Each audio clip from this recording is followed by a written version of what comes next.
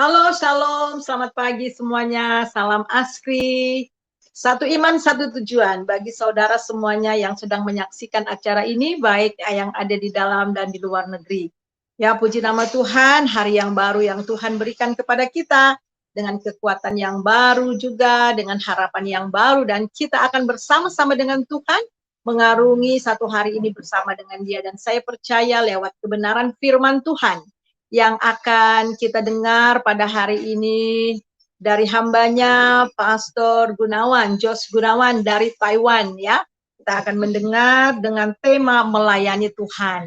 Dan mari kita siapkan hati kita berdoa sebelum kita mendengarkan firman Tuhan dari hambanya. Bapak, kami mengucap syukur untuk hari ini, hari yang baru yang Tuhan berikan kepada kami. Kami mau menyerahkan acara fellowship ini dari awal pertengahan sampai akhir. Engkau pakai hambamu, Pastor Jos Gunawan, urapi dengan kuasamu, supaya setiap kata kalimat yang keluar dari mulut bibirnya itu sungguh-sungguh berasal daripada Tuhan, dan kami yang mendengar dapat dikuatkan dan terus bertumbuh di dalam pengenalan akan Tuhan. Kami menyerahkan acara ini sepenuhnya ke dalam tangan-Mu. Di dalam nama Yesus, haleluya, amin. Halo Ya, Pak Gunawan, amin. ya selamat pagi. Sudah Shalom. siap ya pasti ya? Ya, Ya, shalom pasti. Ibu. Ya, shalom. Bagaimana nih Shalom. keadaan di Taiwan nih? Ya, puji Tuhan 3 hari atau 4 hari ini, puji Tuhan nggak terlalu dingin, Bu. Sudah ada Oh, gitu matahari. ya. Iya Ya, ya. kadang-kadang 2 minggu nggak jumpa dengan matahari, Bu.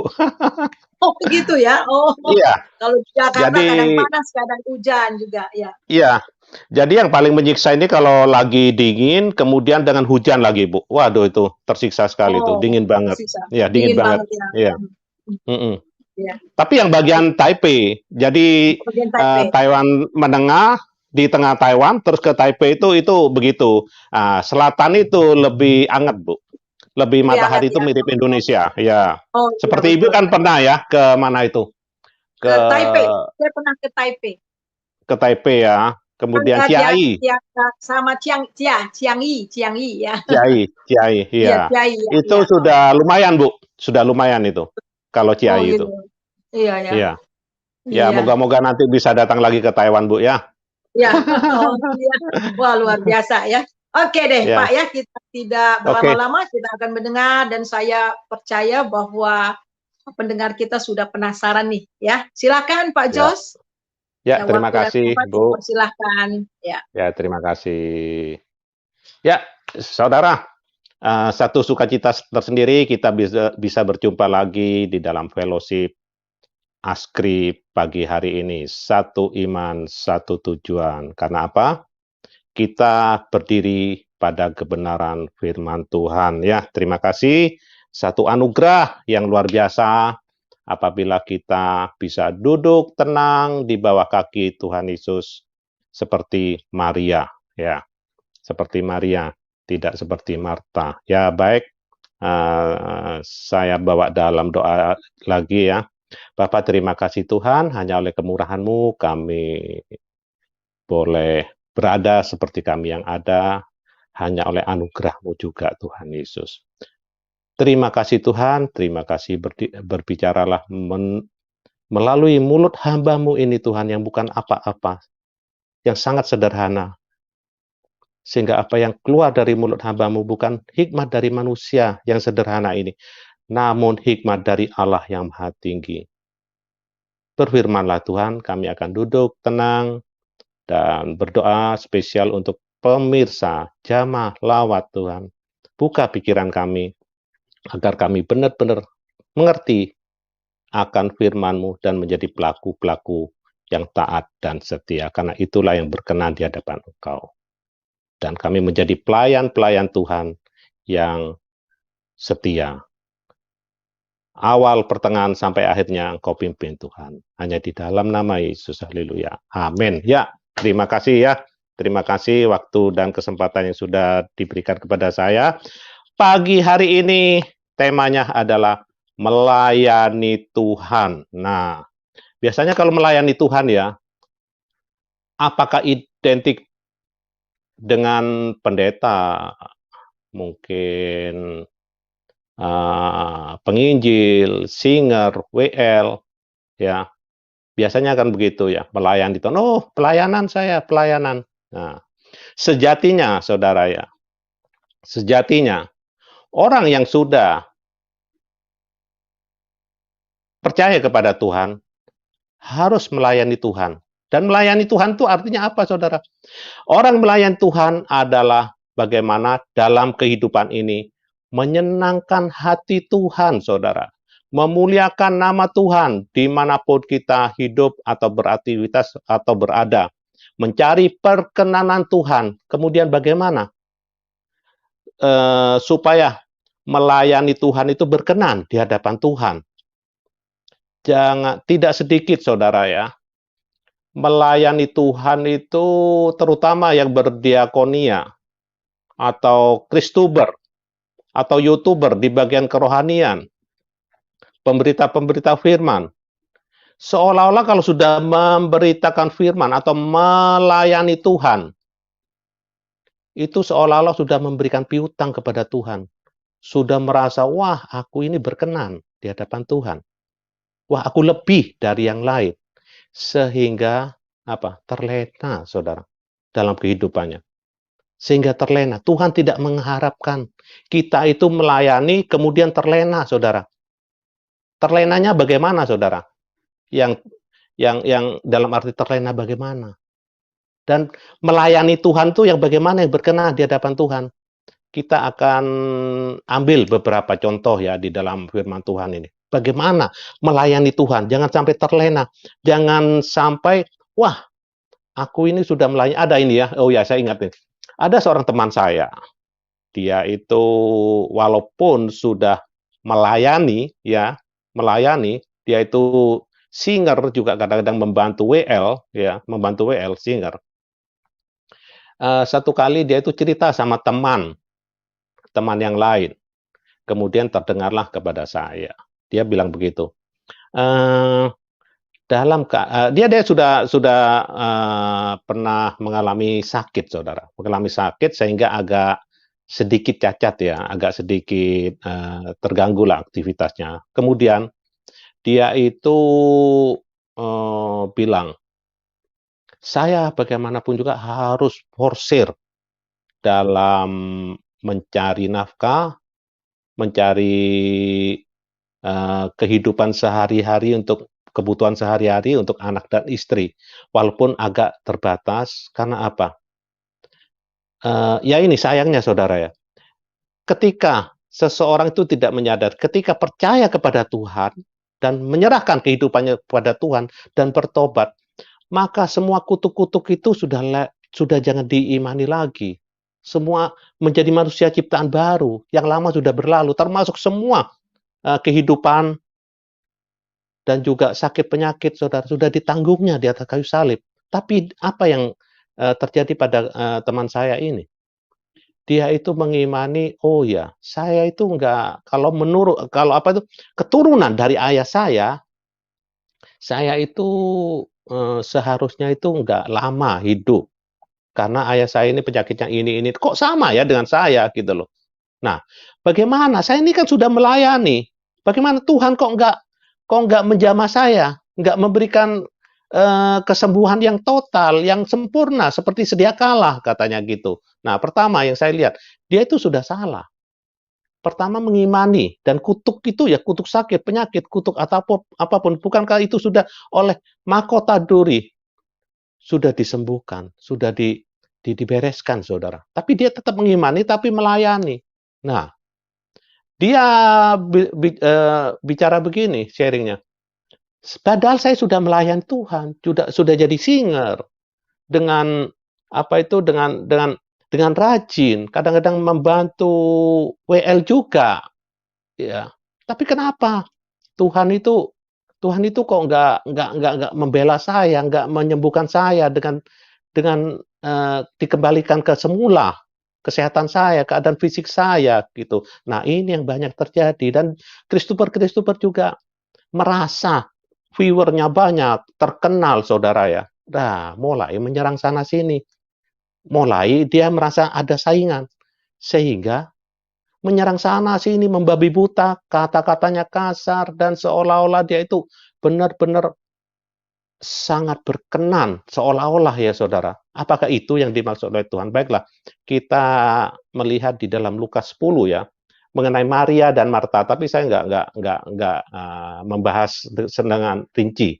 Contoh saja, Lukas 10 ayat 38 sampai berapa ini? Sampai 42 ya, 38 sampai 42. Ketika, begini firman Tuhan, ketika Yesus dan murid-muridnya dalam perjalanan, tibalah ia di sebuah kampung. Ini mengenai Maria dan Marta. Seorang perempuan yang bernama Marta menerima dia di rumahnya. Menerima Yesus maksudnya, di rumahnya. Perempuan itu, Marta, mempunyai seorang saudara yang bernama Maria. Maria ini duduk dekat kaki Tuhan dan terus mendengarkan perkataannya. Nah, ini ya. Maria duduk dekat kaki Tuhan dan terus mendengarkan perkataannya. Sedang Marta sibuk sekali melayani.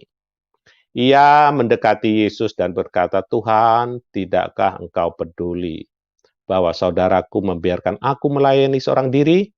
Suruhlah dia membantu aku." Tetapi Tuhan menjawabnya, "Marta, Marta, engkau khawatir dengan menyusahkan diri dengan banyak perkara, tetapi hanya satu saja yang perlu. Maria telah memilih bagian yang terbaik yang tidak akan diambil daripadanya." Ya, daripadanya. Menarik sekali di sini, saudara ya. Apa sebenarnya yang salah terhadap Marta? Tidak salah sebenarnya. Dia itu melayani Tuhan. Tapi satu yang dia itu lupa, dia yang terutama, dan utama yang Tuhan harapkan kepada kita semua ini. Karena apa? Sering sekali sikap kita itu melayani Tuhan seolah-olah kita itu layak sudah dengan pelayanan kita. Padahal belum tentu, saudara. Kita capek jungkir balik seolah-olah melayani Tuhan dan merasa kita itu berkenan. Ya, merasa berkenan, merasa diri berkenan, saudara. Padahal itu belum tentu yang Tuhan mau, saudara. Seperti Marta ini menyibukkan sendiri, diri sendiri. Kita harus ada balance dalam melayani Tuhan. Bukan saja kita itu melayani secara apa ya, dengan melayani dengan berdiakonia, itu tidak salah. Tapi yang dimaksud oleh Tuhan itu harus ada balance. Ketika kita melayani, harus juga bersikap seperti Maria. Harus ada waktu, tuh, saudara ya. Harus ada waktu kita itu bersekutu dengan Tuhan. Harus ada waktu kita itu juga mendengarkan firman Tuhan. Seperti Maria ini. Dia sudah, tetapi hanya satu saja yang perlu. Maria telah memilih bagian yang terbaik, yang tidak akan diambil daripadanya, saudara. Ya, banyak sekali, saudara, merasa sudah melayani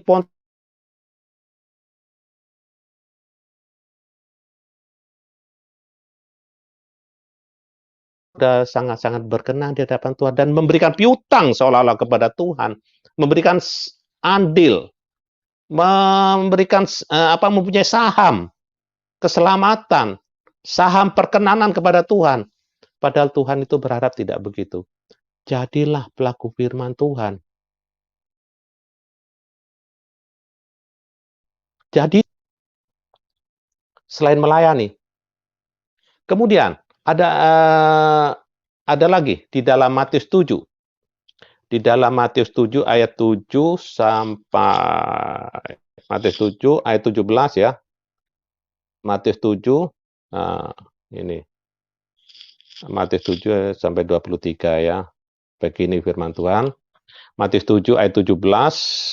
Demikianlah setiap pohon yang baik menghasilkan buah yang baik, sedang pohon yang tidak baik menghasilkan buah yang tidak baik. Tidak mungkin pohon yang baik itu menghasilkan buah yang tidak baik, ataupun pohon yang tidak baik itu menghasilkan buah yang baik. Dan setiap pohon yang tidak menghasilkan buah yang baik, pasti ditebang dan dibuang ke dalam api, saudara. Jadi dari buahnya lah kamu akan mengenal mereka. Nah, saudara, ya, Jadi, ketika orang itu tahu akan ini yang diharapkan oleh Tuhan, kita itu harus tahu akan kebenaran firman Tuhan. Kita harus diperlengkapi oleh kebenaran firman Tuhan, saudara. Karena apa? Menurut ahli kejiwaan, kesadaran manusia itu hanya 12%. Nah, beberapa hari yang lalu saya juga dengar ada yang ngomong hanya 9%, saudara. Oke lah, jangan pelit-pelit lah, 12% aja, jangan 9 ya, terlalu minim. Hanya 12%, saudara. Itu hanya berapa? Seperberapanya dari yang 100%, saudara. Hanya 12%. Maka dari itu, Tuhan mau kita itu harus tahu benar akan firman Tuhan. Kita harus paham dengan firman Tuhan. Karena firman Tuhan itu apa? Pelita bagi kakiku dan terang bagi jalanku, saudara. Itu pelita, saudara. Jadi untuk mengatasi yang hanya kesadaran manusia hanya 12% itu, saudara. Ya, contohnya, ketika orang kebaktian di dalam gereja, ketika firman disampaikan puji-pujian, wah luar biasa, saudara. Haleluya, amin, haleluya, amin. Ya, dengan segala angkat tangan. Ketika keluar dari gereja, udah beda, saudara. Itulah yang salah satu contoh dari kesadaran manusia itu. Hanya 12%. Tuhan mau kita itu selain melayani, menjadi pelaku firman, saudara. Kita mencari perkenanan Tuhan, saudara.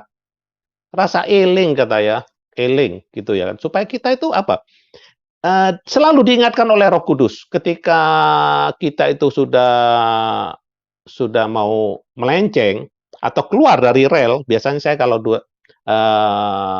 menasihati anak saya, kamu itu harus jangan keluar dari rel kebenaran firman Tuhan, harus di dalam rel, dibimbing terus oleh Roh Kudus, diingatkan terus oleh firman, terus, saudara. Kenapa? Yang 12% itu tadi, ya, kalau 9% kasihan lah, ya, kalau 9% lah orang luar lah gitu ya. Nah, ketika ya kita itu kaya akan firman Tuhan, selalu menjadi rema dalam kehidupan kita, saudara. Ya, sehingga apa? Kita itu menjadi pohon yang baik, yang menghasilkan buah yang baik, saudara. Bukan yang menghasilkan buah yang tidak baik, walaupun sudah jadi pelayan, jadi pendeta, jadi penginjil, tidak sedikit, saudara. Hamba Tuhan, penginjil, ya, anak-anak Tuhan, perbuatannya kadang-kadang tidak jarang. Masih lebih baik orang umum, saudara. Sangat memalukan. Itu bukan menjadi terang dunia, menjadi gelap dunia itu, saudara. Ya, mari kita, saudara, mari kita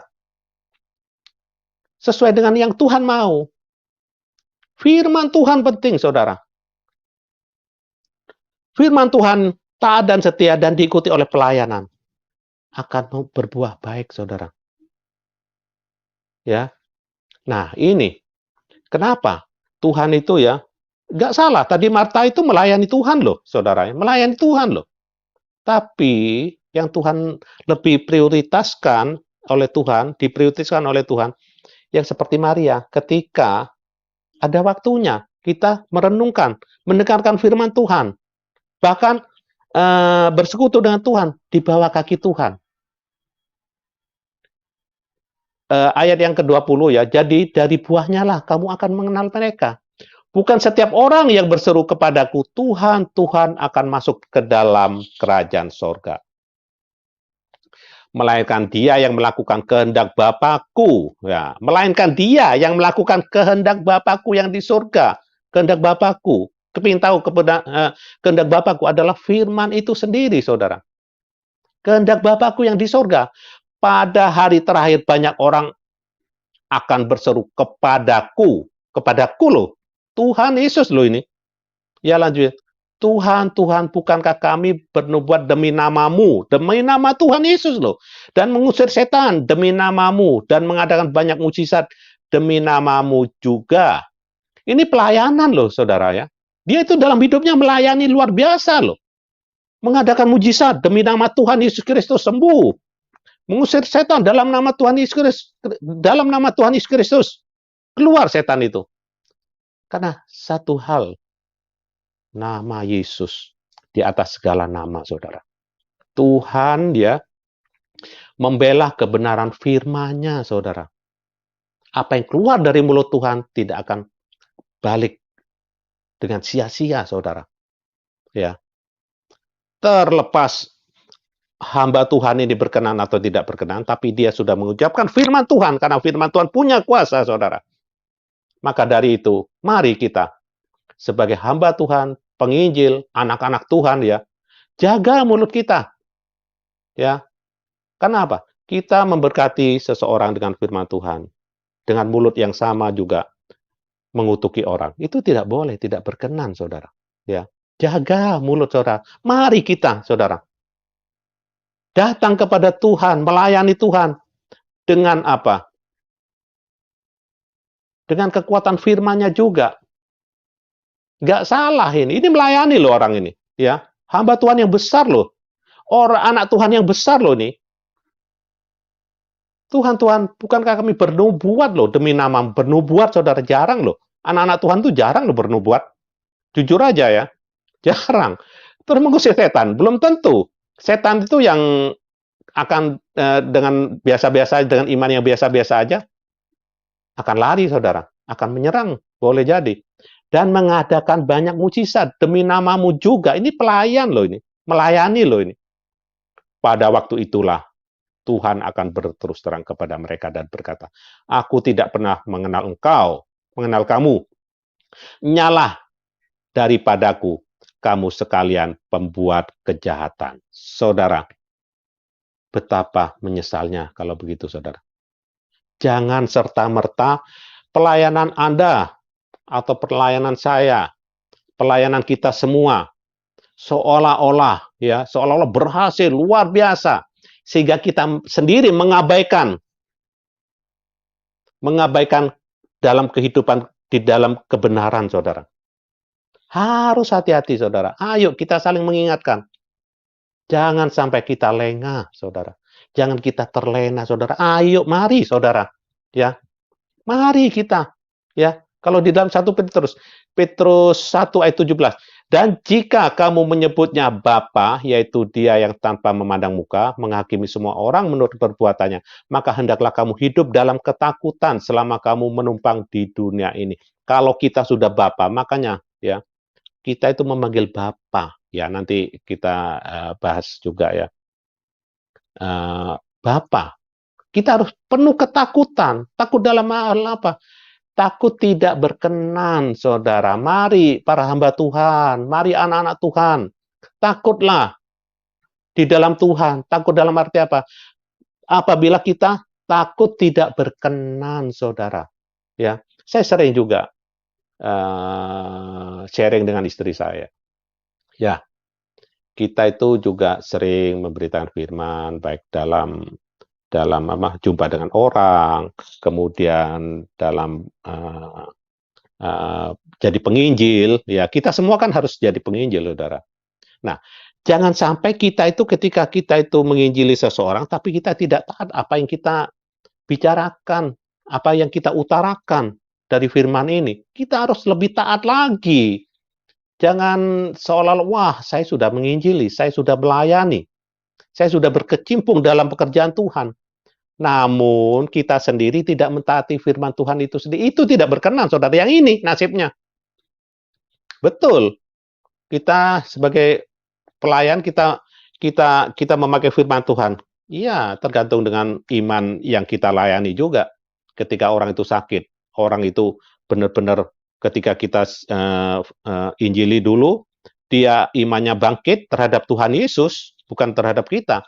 Nah, dia sendiri berperkara dengan Tuhan Yesus. Maka Tuhan Yesus menyembuhkan, bukan karena kuat gagah kita atau karena kita orang itu bisa sembuh atau setan itu terpental atau lari, saudara, tunggang langgang. Tapi karena iman orang itu sendiri dan firman Tuhan itu yang penuh kuasa, saudara.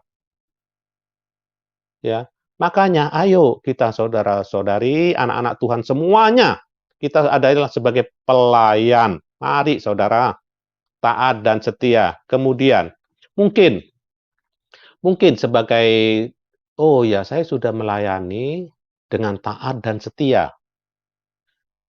dan tanpa hitung-hitungan dengan Tuhan, atau anak-anak Tuhan, saya sudah setia sekali Tuhan dengan Engkau.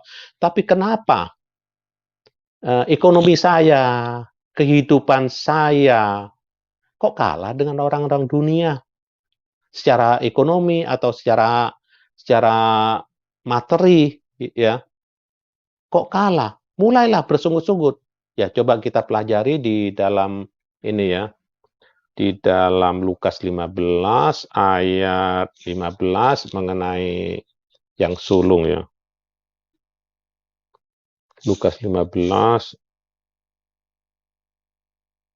ayat 11 ya, ini. Perumpamaan tentang anak yang hilang, Saudara ya. Yesus demikian firman Tuhan, Lukas 15 ayat 11, demikian firman Tuhan. Yesus berkata lagi, ada seorang mempunyai 2 anak laki-laki. Kata yang bungsu kepada ayahnya, "Bapa, berikanlah kepadaku bagian harta milik kita yang menjadi hakku." Lalu ayahnya membagi-bagikan harta kekayaan itu di antara mereka. Beberapa hari kemudian anak bungsu itu menjual seluruh bagiannya itu, lalu pergi ke negeri yang jauh, meninggalkan habitat kerohanian ya ini, keluarga Allah ya. Di sana ia memboroskan harta miliknya itu dengan hidup berfoya-foya. Setelah dihabiskannya semuanya, timbullah bencana kelaparan di dalam negeri itu, dan ia pun mulai melarat.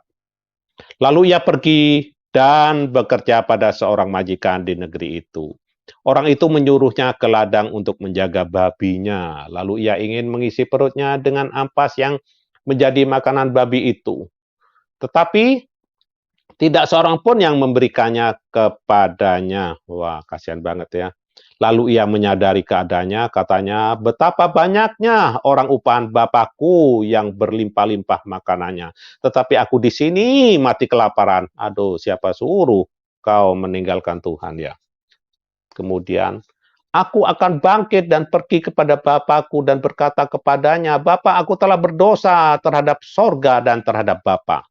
Aku tidak layak lagi disebutkan anak Bapa. Jadikanlah aku sebagai salah seorang upahan Bapa. Maka bangkitlah ia dan pergi kepada bapaknya. Ketika ia masih jauh, ya sebentar ya. Ketika jadikanlah aku sebagai salah seorang upahan Bapa. Ya ini. Ya, sebelum saya lanjutkan ya, Saudara ya. Si si bungsu ini, artinya yang masih kecil ini ya, si bungsu ini ya. Artinya itu, kenapa? Kadang-kadang seseorang anak Tuhan itu kan tahu seseorang itu kan kurang dewasa rohani. Karena apa? Dia itu tidak mencari kerajaan Allah dan kebenarannya terlebih dahulu. Dia masih kekanak-kanakan dalam kerohaniannya. Maka Tuhan tuh masih menahan, Saudara. Menahan berkat. Masih kurang daripada diberkati, atau ada seorang anak yang masih di bawah umur, di bawah 10 tahun, kemudian minta motor, kan nggak mungkin bapaknya atau orang tuanya mau ngasih, kan membahayakan. Padahal bapaknya itu kan cukup untuk membelikan sebuah motor ya kan. Tapi bapaknya itu tahu, ya begitu juga. Carilah dahulu kerajaan Allah dan kebenarannya, maka semuanya akan ditambahkan. Artinya, orang yang kalau sudah mencari kerajaan Allah dan kebenarannya dengan matang, berarti dia itu sudah dewasa rohani. Ketika diberkati oleh Tuhan, maka dia juga akan memperlakukan dengan berkat itu, akan memuliakan nama Tuhan dengan berkat itu, Saudara. Dia akan benar memakai atau menggunakan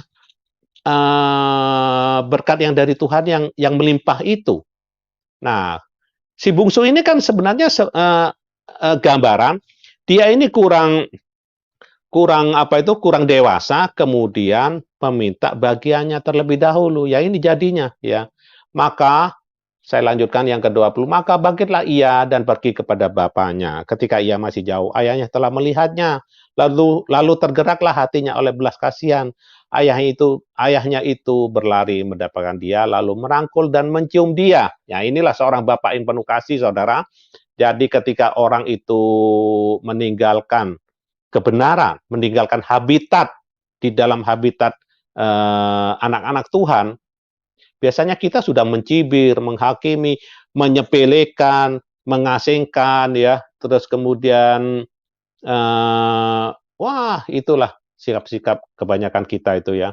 Apabila orang itu sudah mulai meninggalkan pelayanan, meninggalkan habitat kekristenan sebagai anak-anak Tuhan, dan dia itu sudah larut dalam aliran sungai keduniawian, saudara ya, maka kebanyakan orang itu sudah menghakimi, membuli, terus apa, mengasingkan, terus mencibir apa-apa. Nah, ini ingatan bagi kita, ya. Itu kalau di dalam kekristenan Bapa itu adalah kasih. Tidak ada yang namanya menerima azab atau laknat apa-apa. Malahan Bapak itu merangkul, ayahnya itu berlari mendapatkan dia, lalu merangkul dan mencium dia, saudara. Kalau ada saudara-saudari kita yang mengalami keterpurukan dalam kerohanian, saudara, ayo kita rangkul, saudara. Kita penuh pengampunan, saudara. Kita sambut, saudara. Kata anak itu kepadanya, Bapak, aku telah berdosa terhadap sorga dan terhadap Bapa. Aku tidak layak lagi disebutkan anak Bapa. Dia bertobat, saudara. Dia balik, ya.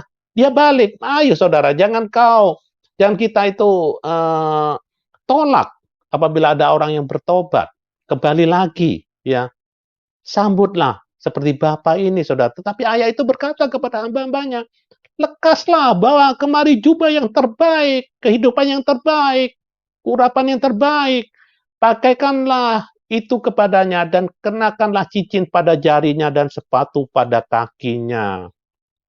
Dan ambillah anak lembu tambun itu, sembelihlah dia, dan marilah kita makan dan bersuka cita. Aduh, betapa kasihnya ya Bapak kita itu ya. Begitu juga kita harus bersikap seperti ini, saudara. Sambut, saudara. Saudara-saudara kita yang lagi pernah terpuruk atau apa mau balik itu. Sambut, saudara. Sebab anakku ini telah mati dan menjadi hidup kembali. Ia telah hilang dan didapat kembali. Maka mulailah mereka bersukaria. Tetapi anaknya yang sulung, nah ini perhatikan saudara, tetapi anaknya yang sulung berada di ladang, dan ketika ia pulang dan dekat ke rumah, ia mendengar bunyi seruling dan nyanyian tari-tarian, karena anak yang bungsu itu datang ya, dia dari ladang, saudara ya, dia heran, ada apa ini? Lalu ia memanggil salah seorang hamba dan bertanya kepadanya, apa arti semuanya itu? Jawab hamba itu, adikmu telah kembali dan ayahmu telah menyembelih anak lembu tambun karena ia mendapatnya kembali dengan sehat. Maka marahlah anak sulung itu dan dia tidak mau masuk. Lalu ayahnya keluar dan berbicara dengan dia. Tetapi ia menjawab ayahnya, katanya, telah bertahun-tahun aku melayani Bapa. Ya, ini melayani, saudara, yang saya ceritakan tadi. Telah bertahun-tahun aku melayani Bapa dan belum pernah aku melanggar perintah Bapa. Tetapi kepadaku belum pernah Bapa memberikan seekor anak kambing untuk bersuka cita dengan sahabat-sahabatku. Tetapi baru saja datang anak Bapa yang telah memboroskan harta kekayaan Bapa bersama-sama dengan pelacur-pelacur, maka Bapa menyembelih anak lembu tambun itu untuk dia. Kata ayahnya kepadanya, anakku, engkau selalu bersama-sama dengan aku, dan segala kepunyaanku adalah kepunyaanmu. Kita patut bersukacita dan bergembira karena adikmu telah mati dan menjadi hidup kembali. Ia telah hilang dan didapat kembali. Ya, kembali saudara ya. Tadi yang apa saya ulas tadi. Mungkin kita sudah jenuh. Mungkin kita sudah, taruhlah kita itu taat dan setia kepada firman-Nya, menjadi pelaku yang taat dan setia, dan melayani dengan baik. Tetapi, kehidupan saya kenapa kok begini-begini saja secara materi, secara ekonomi, biasa-biasa saja. Kok orang-orang yang melanggar, orang-orang yang jauh daripada engkau, bahkan orang umum, jauh lebih kaya. Ya, jauh lebih kaya. Tapi satu hal, untuk yang si si untuk yang si sulung ini ya, dia lupa bahwa sebenarnya upah kita itu adalah kerajaan sorga, saudara. Upah kita itu besar di sorga, saudara. Bukan upah yang di dunia yang hanya sementara ini, saudara. Bukan. Upah kita besar di sorga, saudara. Ya. Dan jika kamu menyebutnya Bapa, terpujilah kita itu. Ada hubungan Bapa dengan anak. Dan jika kamu menyebutnya Bapa, yaitu Dia yang tanpa memandang muka menghakimi semua orang menurut perbuatannya, maka hendaklah kamu hidup dalam ketakutan selama kamu menumpang di dunia ini, saudara. Tetap kita taat dan setia saja, saudara. Jangan kita itu taat dan setia dan melayani Tuhan hanya diukur oleh berkat-berkat dunia. Bahaya, saudara. Bahaya kalau kita itu melayani dengan sukses, ada nama seolah-olah ya terkenal, kemudian diberkati. Tidak sedikit hamba Tuhan, pelayan-pelayan Tuhan jatuh, saudara, dengan berkat dunia itu. Ingatlah seperti si sulung ini. Bapak itu yang berkata, "Anakku, engkau selalu bersama-sama dengan aku, dan segala kepunyaanku adalah kepunyaanmu." Luar biasa, ya. Jikalau kamu mengasihi aku, kamu akan menuruti segala perintahku. Yohanes 14 ayat 15, ya. Ini mengingatkan sekali, saudara. Yohanes 14 ayat 15. Jikalau kamu mengasihi aku, kamu akan menuruti segala perintahku. Maka dari itu, di dalam kita melayani, saudara, kita harus mengasihi Tuhan. Artinya, di dalam Yohanes 14 ayat 15, jikalau kamu mengasihi aku, kamu akan menuruti segala perintahku. Nah, itulah yang Tuhan mau, saudara. Selain kita melayani, kita harus taat kepada firman Tuhan. Taat dan setia, saudara. Mari, saudara. Jangan melihat hanya upah di dunia, saudara. Upah kita besar di sorga. Ya, ini kata ayahnya kepadanya, "Anakku, engkau selalu bersama-sama dengan aku dan segala kepunyaanku adalah kepunyaanmu." Anak, antara anak dengan bapa. Kenapa kita disebut sebagai anak? Karena kita berasal dari Allah, Bapa. Karena kita dipimpin oleh Roh Allah dan kita ahli waris, ya, ahli waris dari Bapa itu. Seperti yang di dalam Lukas 15 ayat 31, kata ayahnya kepadanya, "Anakku, engkau selalu bersama-sama dengan aku dan segala kepunyaanku adalah kepunyaanmu." Ini hanya di dalam anak-anak Tuhan, di dalam kekristenan, saudara, yang ada seperti ini, saudara, antara hubungan Bapa dengan anak, saudara. Mari kita dalam melayani, saudara. Ini sudah terakhir ya. Mari kita dalam melayani, saudara. Jangan terlena, jangan lupa. Jadilah pelaku-pelaku firman Tuhan juga. Taatilah firman Tuhan juga, saudara. Ya, kalau kita pontang-panting melayani sampai jungkir balik, tetapi kita bukan pelaku firman Tuhan, akan ditolak oleh Tuhan, saudara. Ya, mari, saudara. Ya, ingat kata ayahnya kepadanya, "Anakku, engkau selalu bersama-sama dengan aku. Dan segala kepunyaanku," kata Bapa, "adalah kepunyaan saudara dan saya." Apabila kita taat dan setia akan firman Tuhan dan layanilah Tuhan dengan tulus, ya. Berhentilah sebagai pemberita firman, Kristuber, ya, atau yang lagi naik daun, namanya mulai terkenal. Berhenti untuk menghakimi sesama. Jadilah pelaku-pelaku firman. Jangan hanya mengejar viewer atau fulus-fulus dari YouTube, saudara. Ya, harus taat dan setia kepada firman Tuhan. Ya, demikian firman Tuhan sudah saya sampaikan. Kiranya Tuhan memberkati dan akan saya tutup dengan doa. Terima kasih Bapa, terima kasih Inilah Tuhan kehendak-Mu Bapa. Selain kami itu semuanya melayani Engkau Tuhan, pergilah, jadikan semua bangsa menjadi murid-Ku. Itu adalah bentuk bahwa kami itu menjadi pelayan-pelayan-Mu. Selain itu Tuhan yang Kau utamakan, kami semua menjadi pelaku-pelaku firman yang taat dan setia di dalam Engkau Tuhan. Dan kami harus takut apabila kami tidak berkenan di hadapan Engkau Bapa. Terima kasih Tuhan, terima kasih berkati dalam berdiskusi, dalam sharing, dan pemirsa semuanya dijamah, dilawat oleh Engkau Tuhan. Supaya kami benar di hadapan Engkau Bapa, bukan tidak menjadi hakim terhadap sesama Bapa. Hanya di dalam nama Yesus, haleluya. Amin, amin, amin, amin.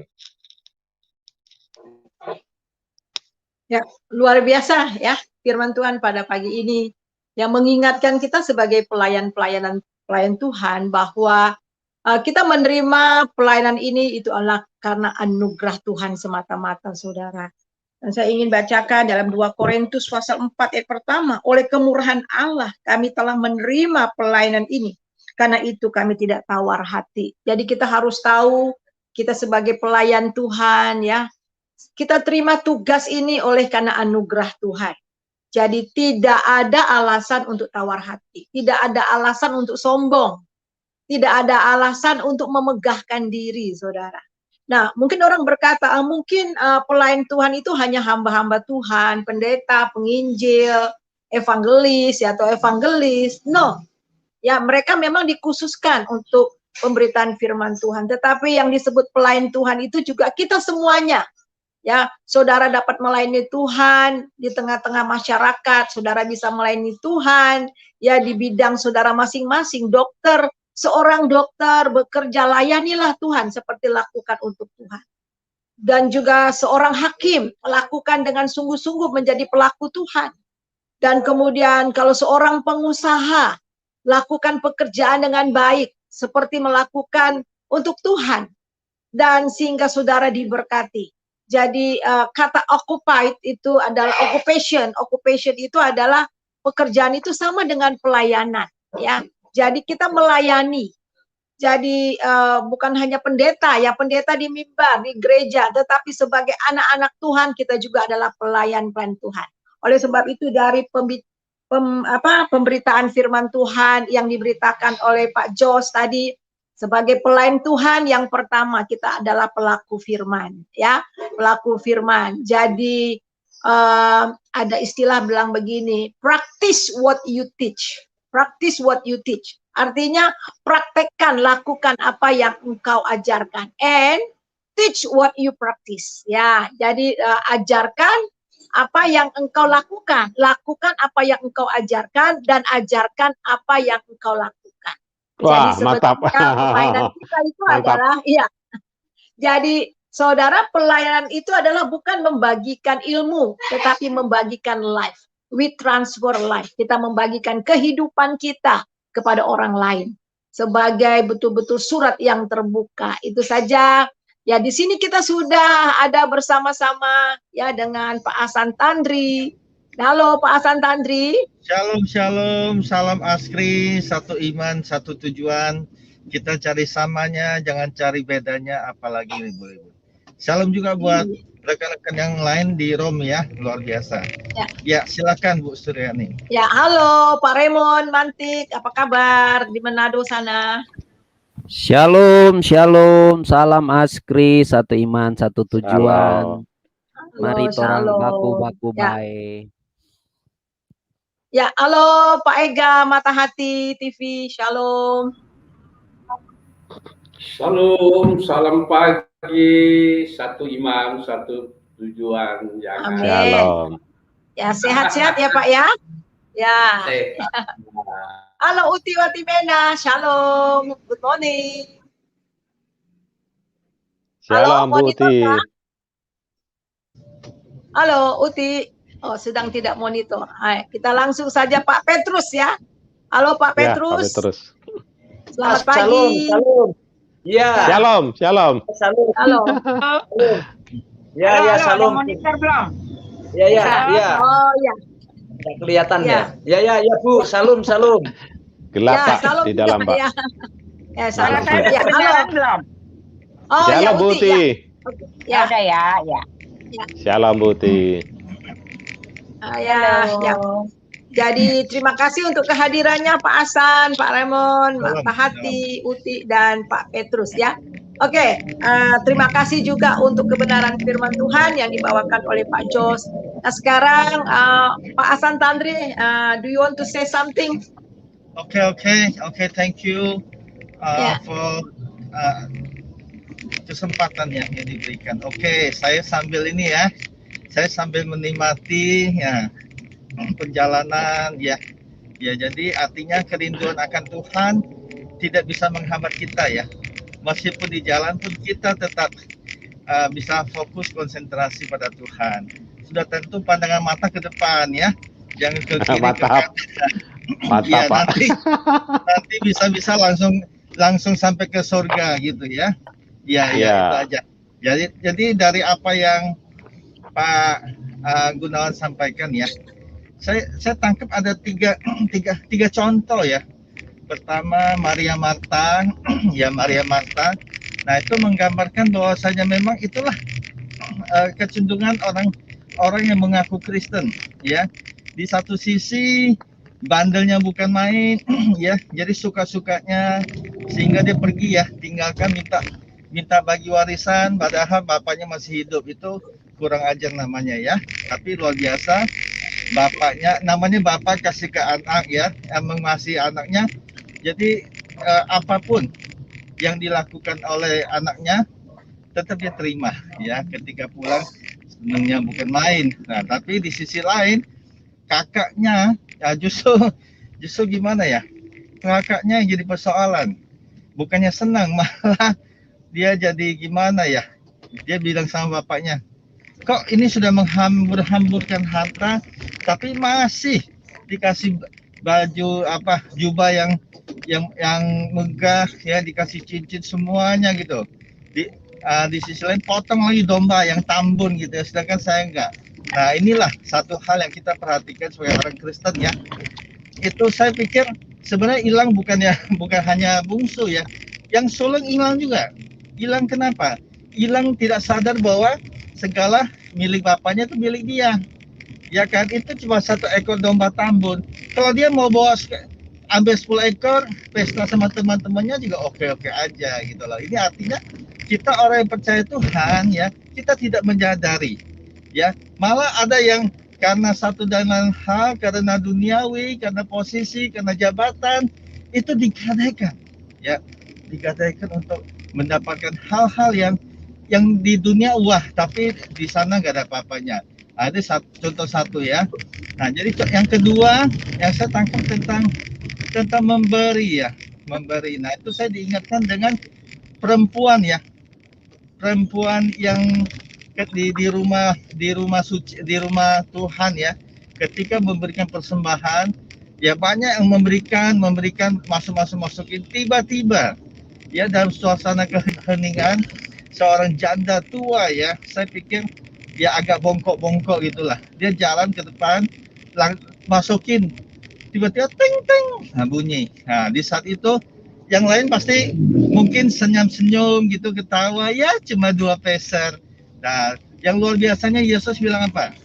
Sesungguhnya perempuan ini memberikan yang terbaik, ya, padahal cuma 2 peser. Nah, artinya apa? Di Tuhan Yesus tuh melihat hatinya, ya kan? Nah, 2 peser itu adalah seluruh hidupnya. Kalau dia berikan saat itu, dia sudah gak bisa makan siang atau makan malam, ya. Sementara yang lain mungkin berikan 10 juta, 100 juta, 1 M. Itu dari mana? 1 M dari 1 T ya, itu cuma berapanya, ya kan? Tapi 2 peser, dari 2 peser itu 100%, ya. Oke, itu yang kedua yang saya dapatkan ya dari. Kemudian ketiga tentang Maria dan Marta, ya. Maria dan Marta. Nah, di sini intinya tentang melayani ya. Kita lihat Marta begitu sibuk ya begitu antusias melayani Tuhan, ya, dengan kekuatan sendiri. Tapi akhirnya dia KO juga, ya. Dia KO, dia mengeluh pada Tuhan Yesus. Tuhan suruh dong Maria melayani Tuhan Yesus, ya. Yesus datang, waduh, dia mau berikan jamuan terbaik, ya. Tapi tidak salah, ya, hal itu tidak salah. Tapi sesungguhnya Marta tidak tahu apa sih yang Tuhan Yesus inginkan dari dia, itu loh, ya. Makanya di situ dikatakan Maria itu memilih yang terbaik, tidak ada yang bisa diambil daripadanya. Intinya adalah Tuhan Yesus tuh melihat hati kita, dia mau hati kita, bukan hanya kesibukan pelayanan kita. Ya, seringkali kita kejebak, ketipu sendiri. Kita merasa 1 minggu 8 hari melayani, ya. 1 minggu cuma 7 hari, ya. Maksud saya terlalu over. Nah, kita pikir itu kita berikan yang terbaik pada Tuhan. Tapi di sisi lain kita lupa bahwa Tuhan Yesus itu mau berfellowship sama kita, gitu loh, ya. Jadi tidak melayani Tuhan tidak salah, Maria itu harus ada, ya. Marta itu harus ada, gitu loh. Kebayang nggak pekerjaan Tuhan tanpa ada pelayannya, ya. Tapi intinya adalah kita melayani Tuhan, sekali lagi kita harus tahu fokusnya kemana. Kita melayani Tuhan bukan mencari pahala, ya. Kita untuk supaya kita sah, gitu loh, sahih masuk surga, bukan, ya. Kita sudah, ketika kita buka hati terima Yesus, itu kita sudah menjadi warga kerajaan surga. Artinya apa? Saat ini juga kalau kita dipanggil, kita sudah tahu tempatnya di mana, di surga. Jadi melayani bukan untuk dapat pahala lah, tambahan inilah, tambahan itu, bukan seperti itu, ya. Tapi wujud dari melayani Tuhan karena apa? Karena semata-mata kasih, ya, kasih kita kepada Tuhan Yesus, ya. Kenapa begitu? Karena Tuhan Yesus sudah menyelamatkan kita yang penuh dosa, yang artinya secara akal logika kita gak mungkin menjadi penghuni kerajaan surga. Tapi karena kasih anugerah dan kemurahan Tuhan, ya kan, Tuhan Yesus datang sendiri ke dunia, mati di kayu salib, dan kita ditebus sehingga kita masuk surga. Jadi melayani Tuhan itu semata-mata apa? Kita ingin mengungkapkan terima apa? Kita katakan, Tuhan, Engkau sudah mati di kayu salib bagi saya. Saya tidak mungkin bisa mati di salib ganti Tuhan Yesus. Seandainya saya bisa, Yesus tidak pernah datang. Oleh karena itu, melayani Tuhan, ya, kata kunci melayani Tuhan adalah sebenarnya bukan ke pekerjaannya, tapi fokusnya adalah jiwa. Bagaimana supaya jiwa bisa datang kepada Tuhan Yesus, dan bagaimana supaya mereka bisa menikmati hidup kekal abadi di surga. Dan seperti yang kita alami. Karena kenapa? Ketika kita belum terima Yesus, kita tahu kemana. Ya, saat ini banyak orang sedang berbaris, ya. Berbaris ngantri kemana? Yang ngantri ke neraka, gitu loh. Ya kan? Siapakah bisa membuat mereka supaya ngantrinya bukan ke neraka? Ya, bukan kita yang sudah diselamatkan, kitalah yang menceritakan Yesus kepada mereka supaya mereka balik arah, ya, kepada kerajaan surga. Caranya gimana? Ya, tidak lain tidak bukan mereka harus terima Yesus dalam hatinya. Hanya Yesuslah satu-satunya yang bisa membawa manusia berdosa ke surga. Jadi jangan terpengaruh dengan ada yang bilang, oh enggak, lalu cuma ke surga aja, ngapain di surga, ngapain di surga menyembah kan bosan. Ini ada yang lebih bagus lagi, ya, cantik bidadari. Kamu nggak kepikirkan? Jangan kejebak dengan, ya, promosi seperti itu. Saya ingat, ya, suatu ketika seseorang itu mimpi, ya, dalam mimpi dia dibawa malaikat ke neraka, ya. Di neraka dia lihat, wih, di situ ada apa ya? Pokoknya bintang film yang top lah, ya. Ada Elvis Presley, ada siapalah yang top yang cantik lagi itu, Marilyn Monroe gitu. Wah, pokoknya apa yang dia sukain, di situ terwujud ya. Terus ternyata dia kaget, katanya di neraka itu panas, ternyata ber-AC ya. Dia merasakan suasana ber-AC. Singkat cerita, dia tanya malaikat, gimana caranya saya kemari? Oh, malaikat, tentu malaikat neraka ya. Oh, kamu berbuat sesuka hati, kesukaanmu apa? Oh, saya suka dengan bidadari di dunia, ya lakukan saja gitu loh. Biasa berapa? 1 hari 1, jangan, kalau bisa 2, 3 gitu ya. Ya, kalau cuma 3, 10 kurang. Kamu lakukan semaksimal mungkin. Singkat cerita, ketika waktunya tiba, ya karena satu dan hal yang mungkin kecelakaan, meninggal. Nah, ketika meninggal, sampailah dia ketemulah malaikat, ya malaikat yang sama mungkin yang dalam mimpinya. Dia kaget ketika dia, wah kok seram sekali semuanya ini, ya ada yang hidup-hidup digoreng gitu ya, kepalanya dipancung, tangannya dan semuanya. Ya, kemudian bertanya kepada malaikat, loh kayaknya salah deh ya, neraka yang saya pernah lihat itu bukan seperti ini. Nah, terus malaikat bilang, kapan dia? Dia ceritakan satu masa ya. Oh iya, ingat. Kalau waktu itu kan promosi. Nah ya, jadi hati-hati kita jangan kejebak dengan promosi seperti itu. Ya, hidup ini adalah sekali ya. Jadi jangan sampai salah ambil keputusan. Ya, keputusan yang salah akibatnya fatal. Itu saja dari saya sementara ya. Semoga menginspirasi. Tuhan Yesus memberkati. Amin. Ya, luar biasa ya, saudara, jangan sampai kita terjebak dengan iklan. Iklan itu memang satu-satunya, selalu bilang gitu, tapi belum tentu begitu ya. Jangan udah sampai di sana, wah ternyata cuman iklan, cuman promosi ya. Oke, kita lanjut saja kepada Pak Raymond ya. Terima kasih Pak Hasan. Sekarang Pak Raymond, silahkan. Puji Tuhan, salam Askri, satu iman, satu tujuan ya. Luar biasa, saya menyapa buat semua teman-teman yang ada di room. Tuhan Yesus memberkati, juga buat hambanya Pastor George Gunawan yang sudah menyampaikan kebenaran firman Tuhan, di mana kita harus melayani Tuhan ya. Sebagai orang Kristen, seperti tadi Ibu Suryani Panto katakan, melayani itu bukan cuma tugas pendeta ya, atau dikatakan penginjil dan sebagainya. Tapi melayani adalah tugas tubuh Kristus ya. Makanya firman Tuhan katakan kita adalah imamat yang rajani ya. Artinya di dalam Yesus Kristus setiap kita menjadi imam-imam yang bisa langsung datang kepada Tuhan ya. Kalau Anda suami, Anda menjadi imam di keluargamu ya, atau ya, di pelayananmu dan sebagainya. Jadi pelayanan itu satu hal yang mulia, satu hal yang adalah kehormatan apabila kita diberi kesempatan oleh Tuhan untuk melayani. Nah, masalahnya saudara-saudaraku yang kekasih ya, seperti tadi disampaikan oleh Pak Jos Gunawan, jangan sampai kita melayani, namun akhirnya kita tidak dikenal oleh Tuhan ya. Jadi mengenal Tuhan itu baik, tapi lebih lagi kita harus dikenal oleh Tuhan.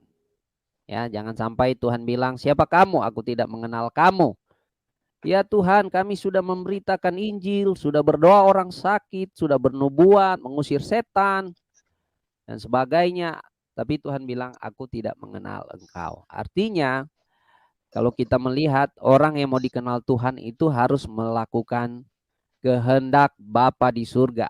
Ya, kehendak Bapa di surga. Jadi bagaimana kita tahu kehendak Bapa di surga? Apakah kita punya moral baik dan sebagainya? Bukan. Ya, kehendak Bapa di surga itulah Yesus Kristus. Ya, Yesus Kristus itulah kehendak Bapa di surga. Dialah Firman yang jadi manusia. Dialah Allah yang menjadi manusia. Dialah segalanya ya. Jadi kalau kita berjumpa dengan Yesus, itulah kehendak Bapa di surga. Kalau kita tahu bersama-sama bahwa konteks Tuhan Yesus menyampaikan ayat ini dengan orang-orang Farisi, dengan orang-orang Saduki, mereka orang beragama, Mereka tahu firman, tapi mereka tidak melakukan kehendak Bapa di surga. Karena apa? Mereka menolak Yesus. Menolak Yesus. Jadi kalau kita menerima Yesus Kristus, maka kita akan dikenal oleh Tuhan, oleh Bapa di surga ya. Bagaimana kita menerima Dia? Terima pribadinya, terima karya penebusannya, terima ajaran-ajarannya ya. Jangan sampai kita terima pribadinya, terima karya-karyanya, tapi ajaran-ajarannya ajaran-ajaran manusia. Itu harus hati-hati saudara ya. Lebih baik kita mengajarkan apa yang Tuhan Yesus ajarkan ya, supaya kita jangan menjadi seperti pepatah Indonesia katakan tikus mati di lumbung padi ya. Artinya orang-orang yang terlibat dalam pelayanan tapi secara roh merasa gersang ya. Orang-orang yang aktif dalam pelayanan tapi mereka burn out ya. Mereka seperti habis terbakar, hangus begitu. Jadi mari kita bukan saja mengenal Yesus dalam pelayanan kita, tapi lebih lagi kita mau mengenal Yesus.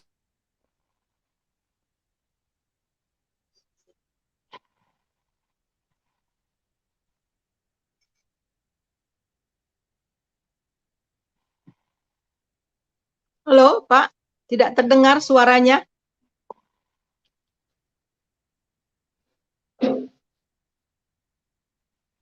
Oke, saudara, yang ini luar biasa sekali ya, bahwa kita harus betul-betul tahu bahwa tugas dan peran kita sebagai pelayan Tuhan itu adalah untuk kemuliaan Tuhan. Jadi bagaimana kita bisa berbuah, bagaimana kita bisa berdampak. Tidak lain, tidak bukan, hanya tetap tinggal dalam Dia. Itu kita harus tahu. Sama seperti pokok anggur, ya, dengan ranting-rantingnya. Ranting-ranting itu tidak akan pernah berbuah kalau tidak tetap tinggal di dalam Kristus. Tadi Pak Ramon mengatakan ada hamba Tuhan yang burn out. Burn out itu artinya terbakar, artinya kelelahan, mengalami kejemuan, ya. Adakah hamba Tuhan bisa mengalami kejemuan dalam melayani Tuhan? Oh, banyak. Jujur, saya juga pernah mengalami sibuk dan terlalu sibuk. Apalagi sebelum corona, saya ke sana terbang sini, capeknya luar biasa, ya, burn out. Jadi kenapa? Udah saking sibuk, capek, sehingga tidak ada waktu untuk bersekutu dengan Tuhan. Tidak ada waktu untuk benar-benar menikmati firman Tuhan. Pada waktu saya membaca firman Tuhan, mempersiapkan, saya hanya untuk mempersiapkan, but not for myself, bukan untuk diri. Nah, itulah, dan akhirnya kita kelelahan. Oleh sebab itulah, ya, kita perlu diperbaharui sebagai hamba Tuhan. Kita perlu diperbaharui dari hari ke hari, ya, supaya fresh, supaya roh kita itu betul-betul kuat, sehingga ketika kita memberitakan kabar baik, kita pergi itu betul-betul disertai oleh Roh Kudus. Kalau tidak disertai oleh kuasa Roh Kudus, pengajaran kita akan kering. Itu hanya sampai kepada knowledge, tidak sampai kepada roh. Sebab itulah penting ini yang kita harus ketahui. Oleh sebab itulah mengapa Maria, ya, Maria duduk di kaki Tuhan, mendengar suara Tuhan, menikmati hadirat Tuhan, sehingga ada kekuatan yang baru. Ini sebagai pelayan Tuhan.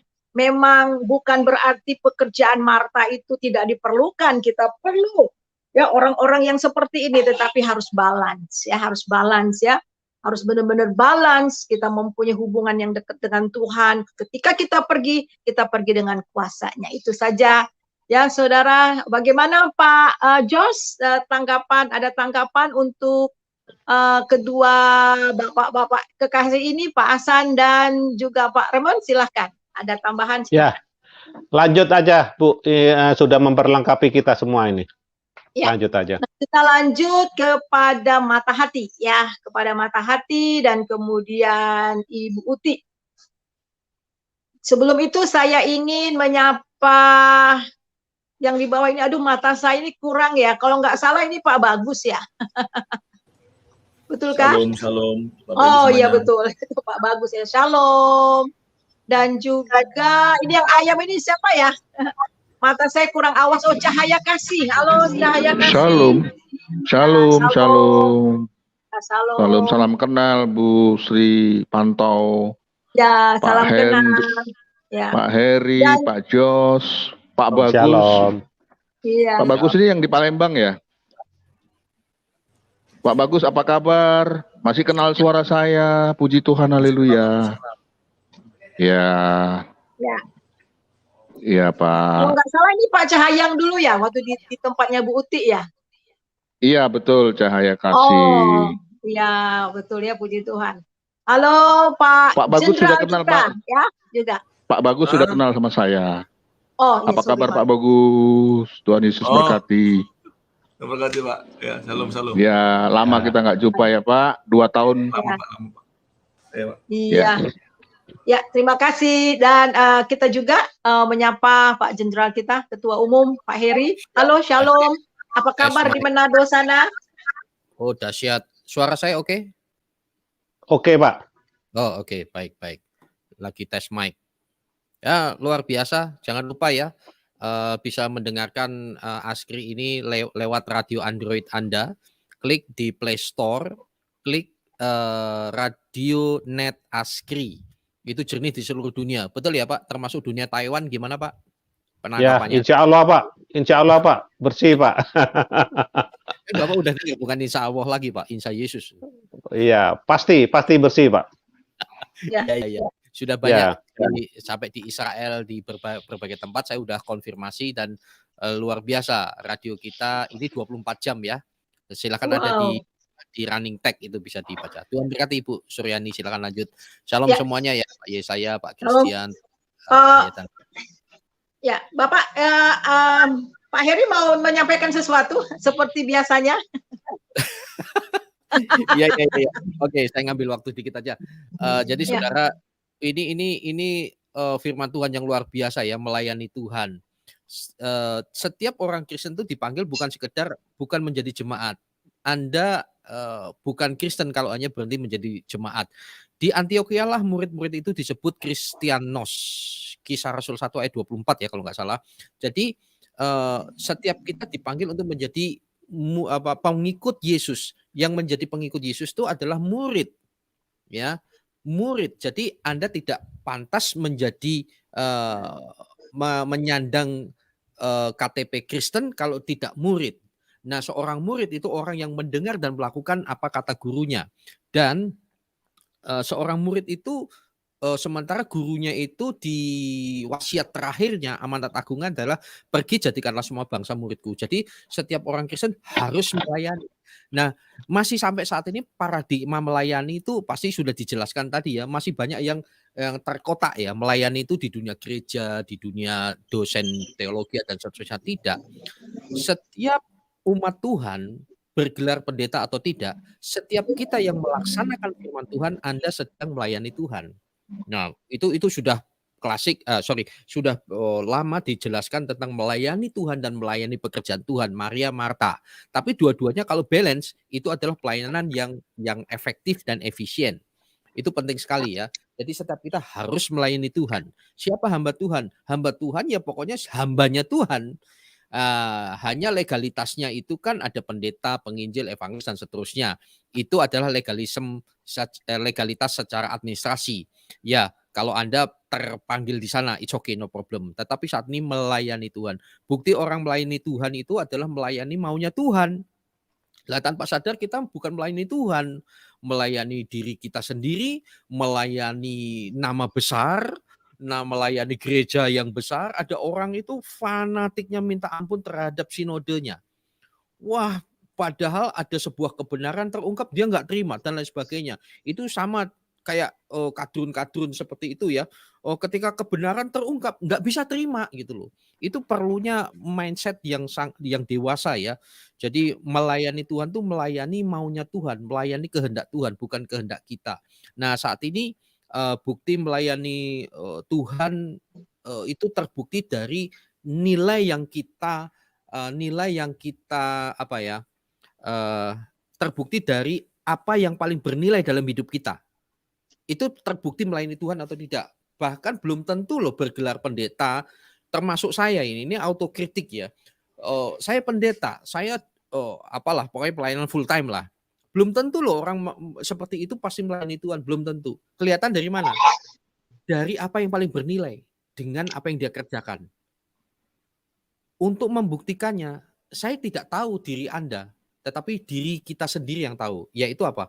Apa yang paling banyak menyita waktu, konsentrasi, tenaga, bahkan keuangan kita, itulah yang paling bernilai. Lah orang pada akhirnya ya tanpa sadar malah doanya bukan Bapa kami yang ada di surga, Bapa kami yang ada di Jakarta, Bapa kami yang ada di Amerika, Bapa kami. Saya tidak munafik, pentingnya sinergi itu penting, partnership penting.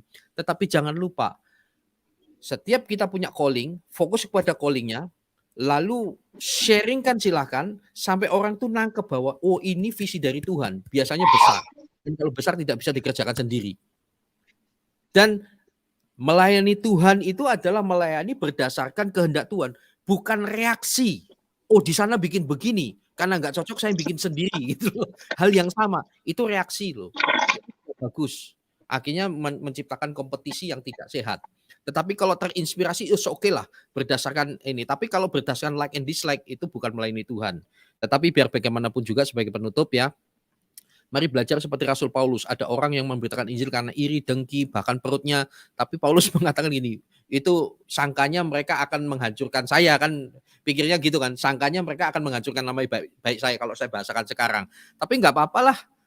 Biar bagaimanapun Injil diberitakan. Waduh luar biasa saudara.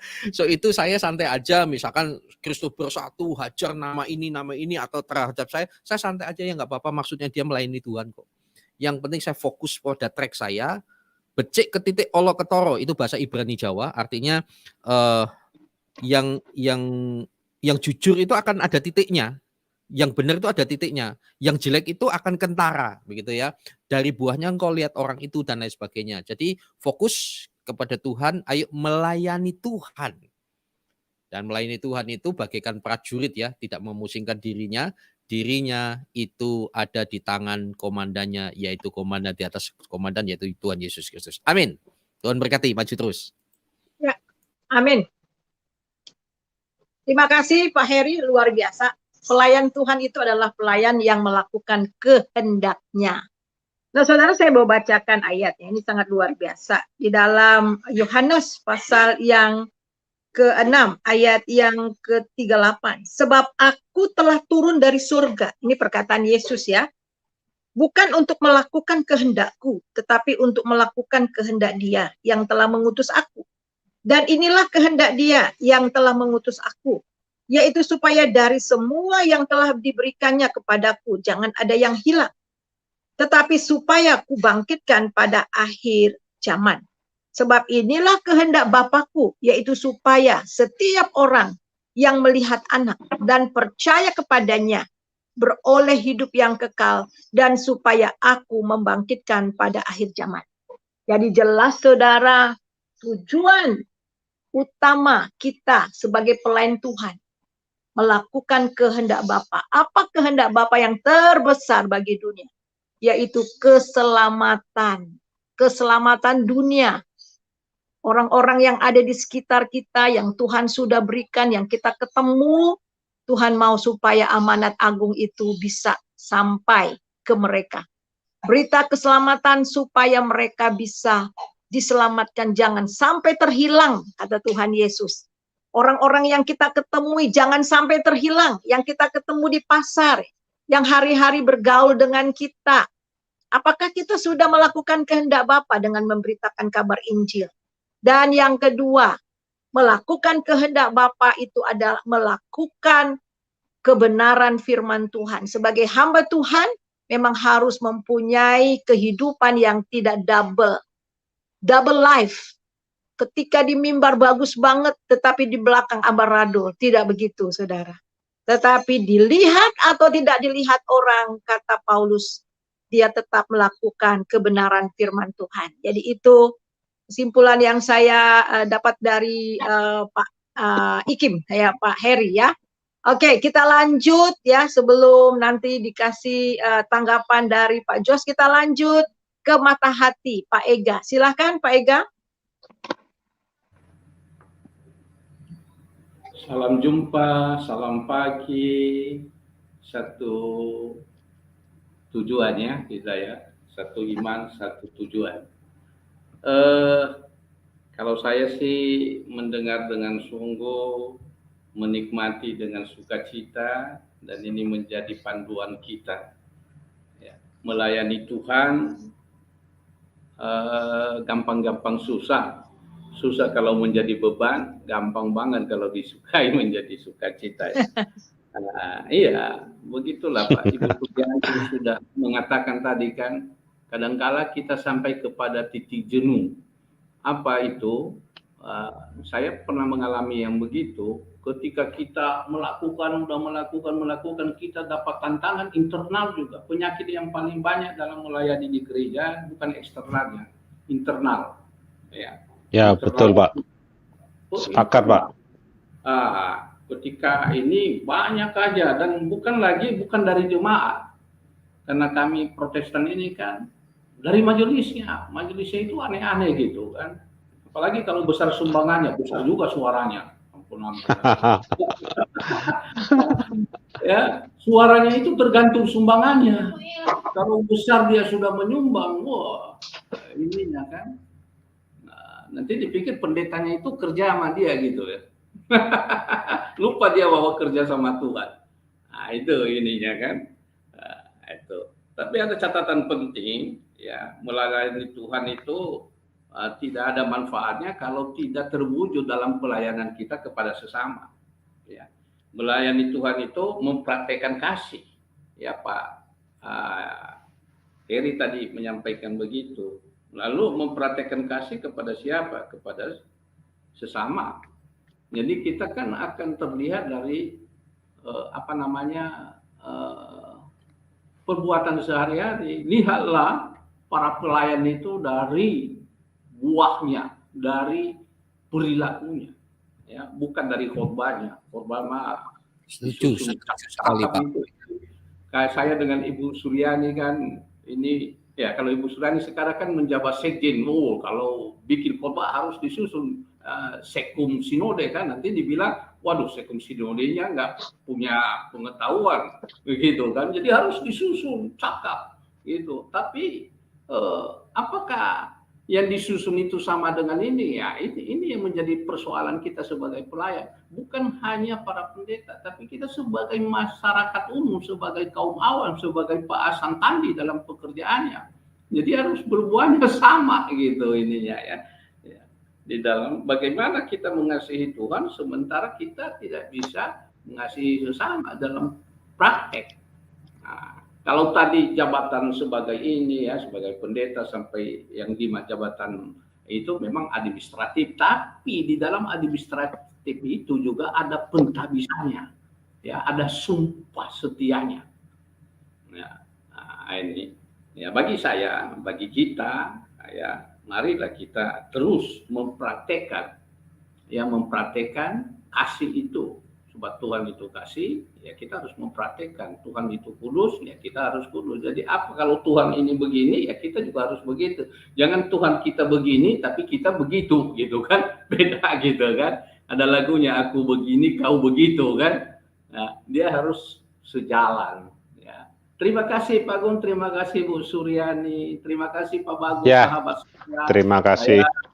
Terima kasih Pak. Jadi seorang pelayan Tuhan kehidupannya harus selaras ya, selaras dengan kehendak Tuhan dan keinginan Tuhan. Itu kata terakhir dari Bapak ya Ega ya. Saya pakai kata selaras ya. Memang kita harus selaras dengan keinginan Tuhan dan kehendak Tuhan. Oke Pak Jo, silakan. Ya, menanggapi terima semuanya. Terima kasih ya tanggapan-tanggapan dari Pak Asan Tantri, dari Pak Pendeta Raymond, Pak Heri, Ketua IKIM, dan Pak Ega ya. Jadi yang saya tangkap itu ya memperlengkapi fellowship pagi hari ini, dan saya akan memberikan ayat dari Roma 8 ayat 15-7. Sebab kamu tidak menerima roh perbudakan yang membuat kamu menjadi takut lagi, tetapi kamu telah menerima roh huruf besar, Roh Kudus, yang menjadikan kamu anak Allah. Oleh Roh Kudus itu, kita berseru, ya Aba, ya Bapa. Roh itu bersaksi bersama-sama dengan roh kita, bahwa kita adalah anak-anak Allah. Dan jika kita adalah anak, maka kita juga adalah ahli waris. Maksudnya orang-orang yang berhak menerima janji-janji Allah yang akan menerimanya bersama-sama dengan Kristus. Yaitu kita, jika kita menderita bersama-sama dengan Dia, supaya kita juga dipermuliakan bersama-sama dengan Dia. Ya, jadi ini mengingatkan bahwa kita itu bukan menerima roh perbudakan, bukan seolah-olah kita itu budak. Jadi kita kerja langsung menerima upah, kerja menerima upah. Nah, kalau itu kurang loyalitas ya. Jadi Tuhan mau dengan firman, dengan mendapatkan kita firman, bersekutu dengan Tuhan, dengan Bapa kita, maka kita akan menjadi laskar-laskar Kristus, yang dimana bukan untuk bekerja untuk kita sendiri, tidak egois untuk diri kita sendiri, untuk sesama, lebih-lebih kepada Tuhan. Ya, maka dari itu, mari kita harus ada balance dalam kehidupan ini. Kita melayani juga didasari oleh menjadi pelaku firman Tuhan yang dengan taat dan setia. Ya, bersama Yesus kita bisa apapun yang kita hadapi. Jangan mempunyai roh pengecut, roh penakut ya. Ketika ada tantangan lari atau menjual sesama saudara-saudari kita seiman. Ya, itu aja dulu, Bu. Ya, ya, puji Tuhan. Ya, kita lanjut saja karena waktu ya.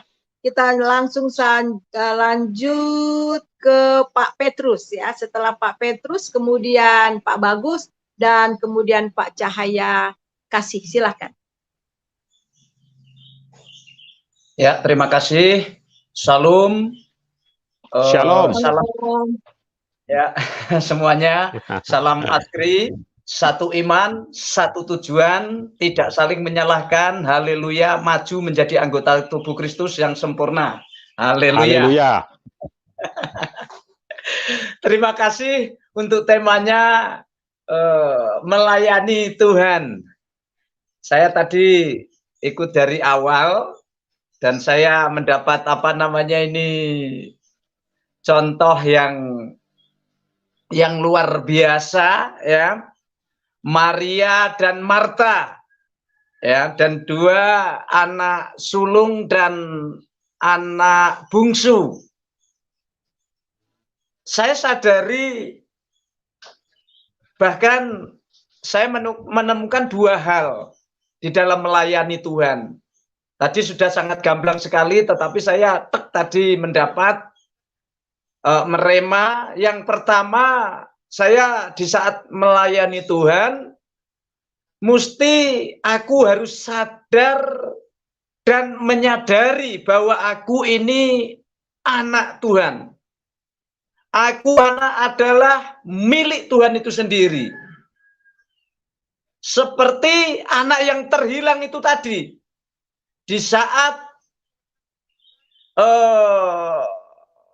menghambur-hamburkan rupiah, menghamburkan apa yang ia sudah bawa lari, yang mendapat bagiannya, tetapi di saat mau makan saja, ampas yang buat makan babi saja, tidak ada kesempatan, bahkan tidak diizinkan oleh majikannya, dia teringat kembali bahwa apa yang ia lakukan itu salah.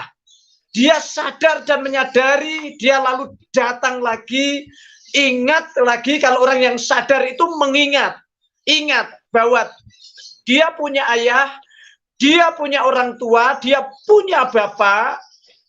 Tidak hanya ampas yang buat makan babi saja yang ia makan, tetapi segala sesuatu dimiliki oleh ayahnya, oleh bapaknya.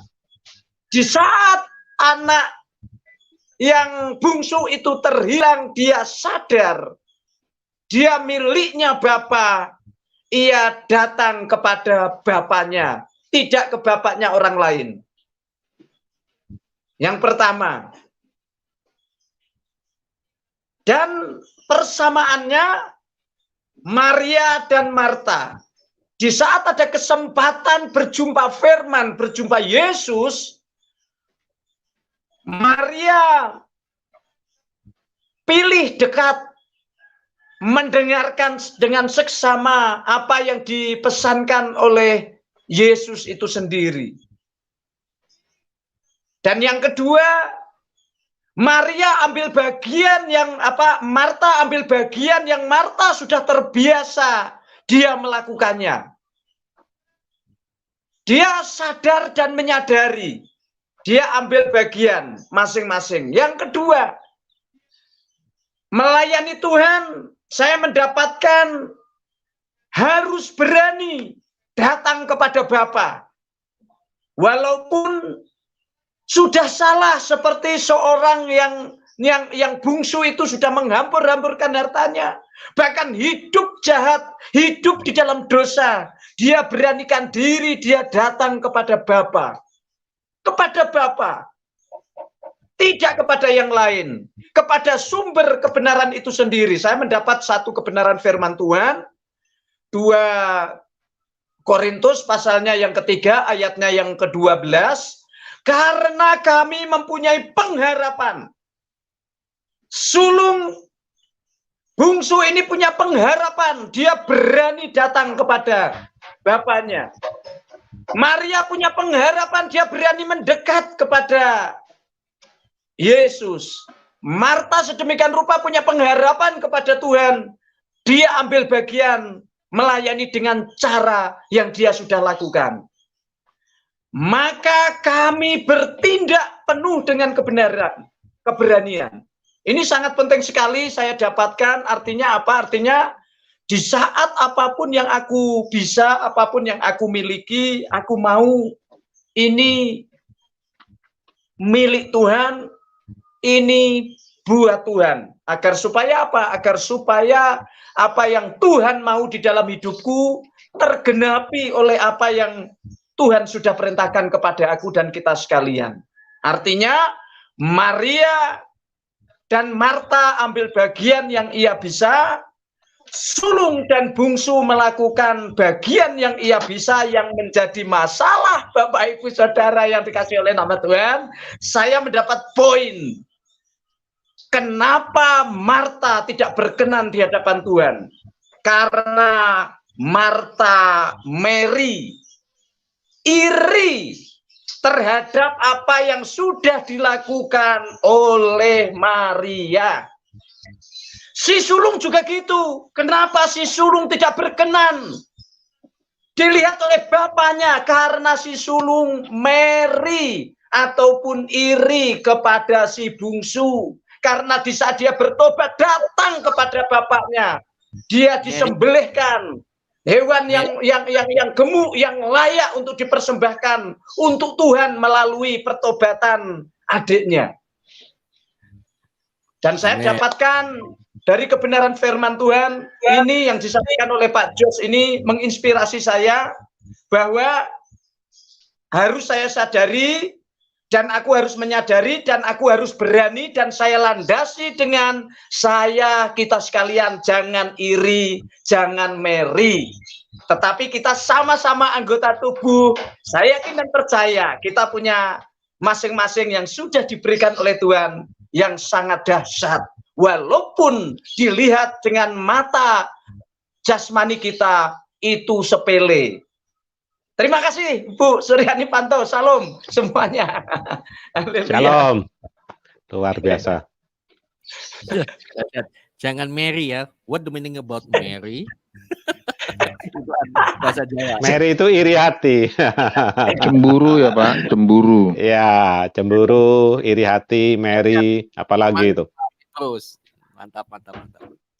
Saya itu jadi orang Indonesia sangat-sangat bersyukur Pak Jenderal Ikim. Ya, betul, sangat Pak. bersyukur, banyak suku bangsa, bahasanya banyak, tetapi kalau yang sadar itu tidak saling mencemooh, tetapi saling mendukung. Salah satunya ini tadi, ya toh Mary. Ya, terus monggo. Ya, kalau mau belajar bahasa Madura ke saya, Pak. Siap. Haleluya. Saya bisa bahasa Madura.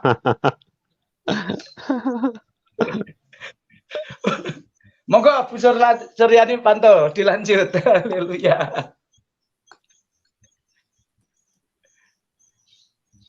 Di mute, Bu Suryani. Ya, ada suara Mute. Bu. Ya, Bu. Unmute, Bu.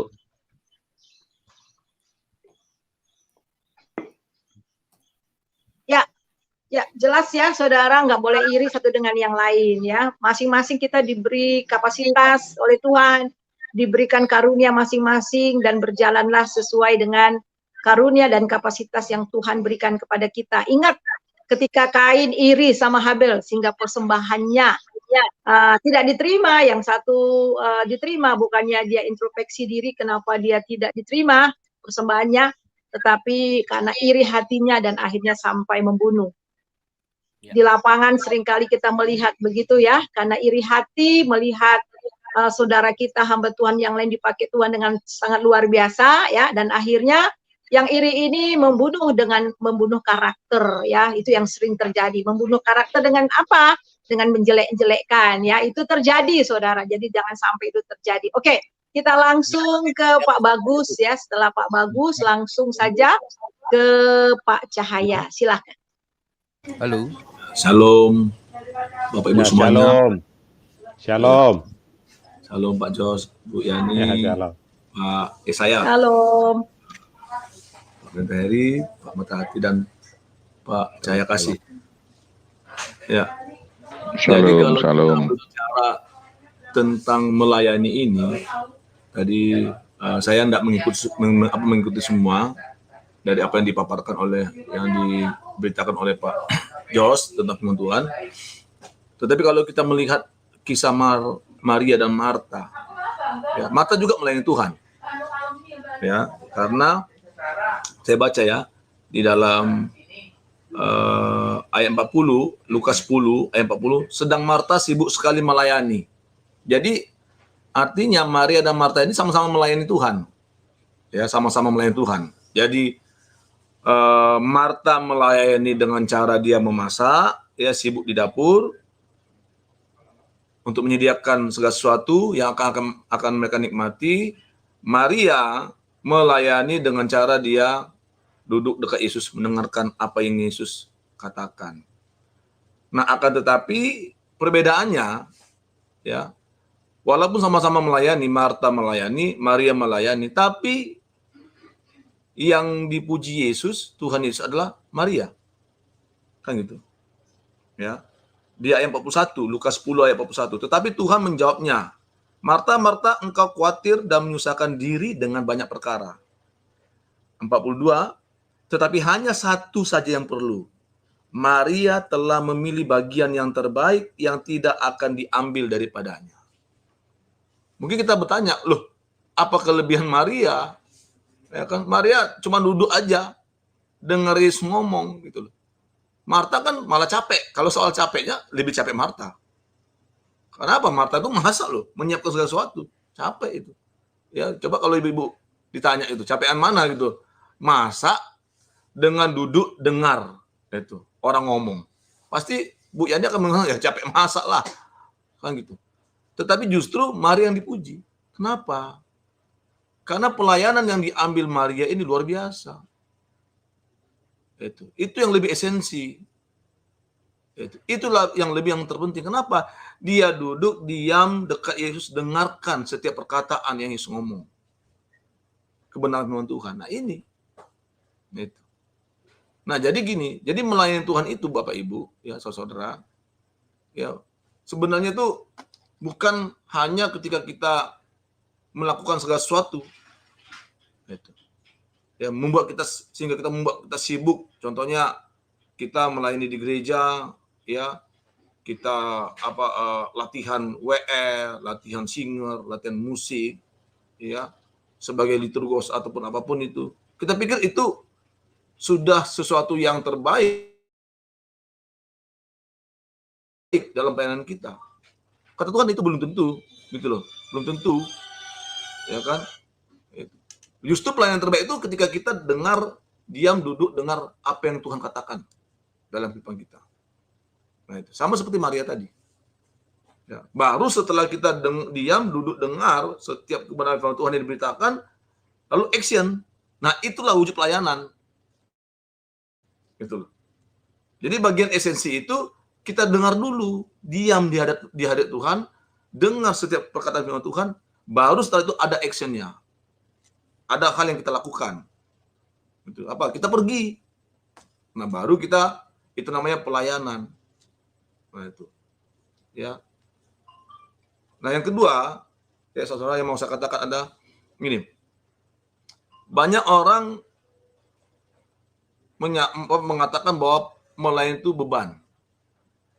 Tidak. Saya mau katakan melayani Tuhan itu bukan beban.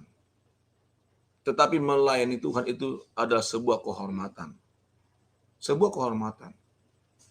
Ketika kita melayani Tuhan, Bapak Ibu, saudara, itu merupakan suatu kehormatan.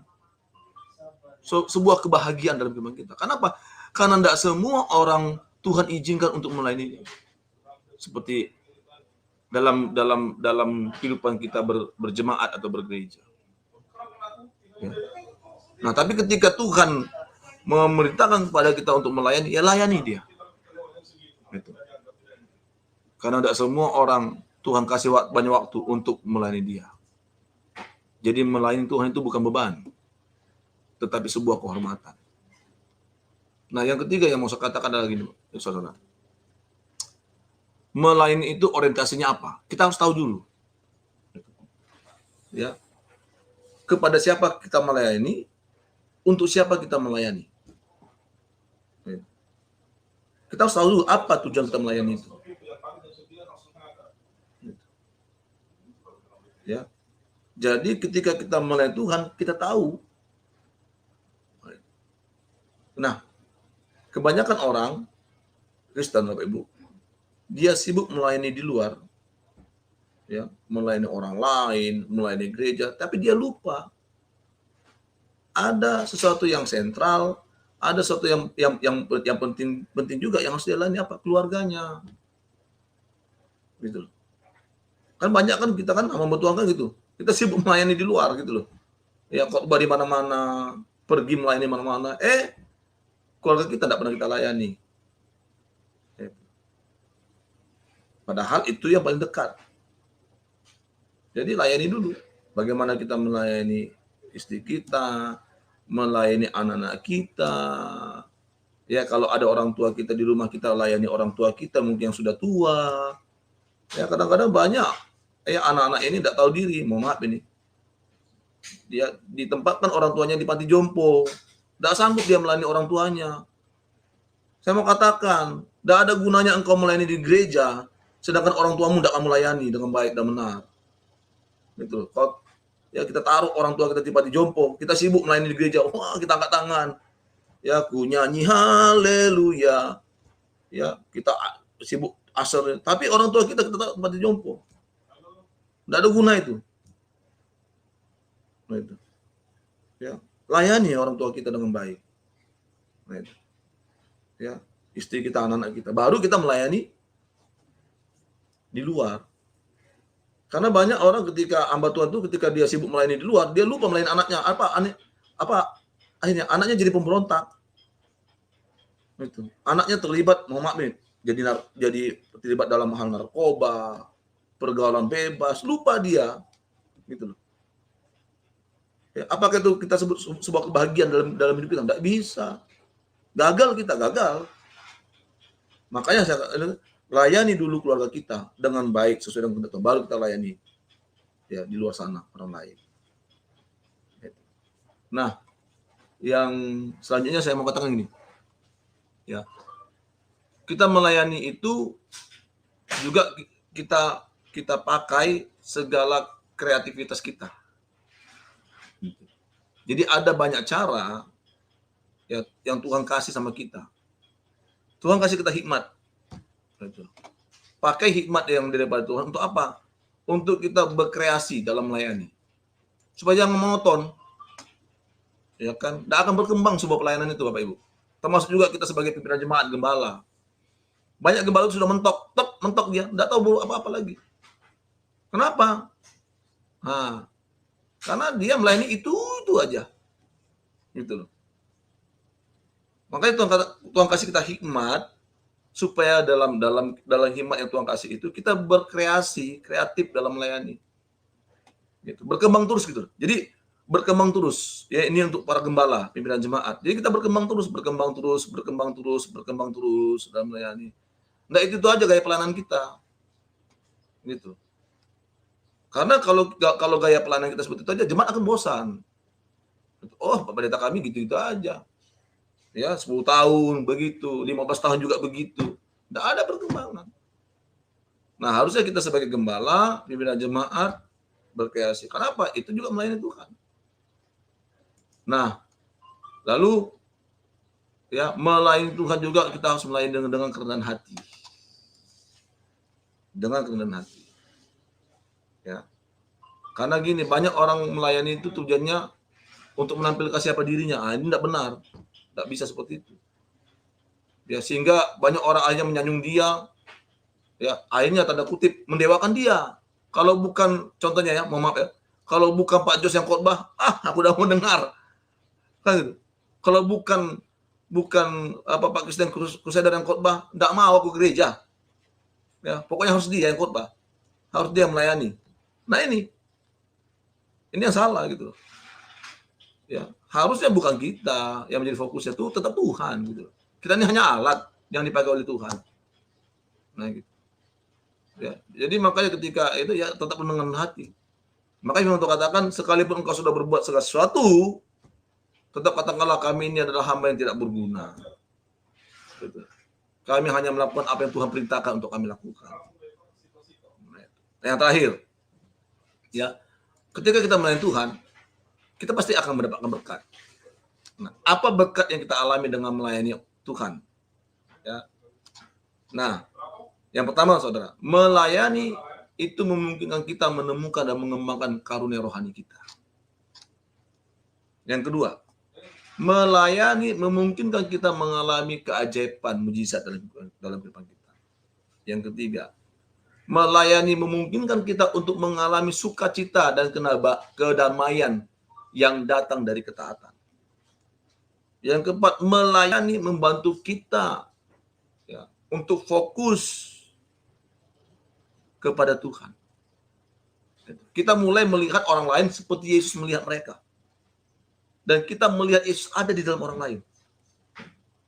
Yang kelima, melayani mengelilingi kita dengan sesama kita seiman, itu dapat membantu kita untuk bagaimana kita setia mengikuti Tuhan. Melayani itu juga meningkatkan iman kita. Melayani memungkinkan kita untuk mengalami hadirat Tuhan dengan cara baru.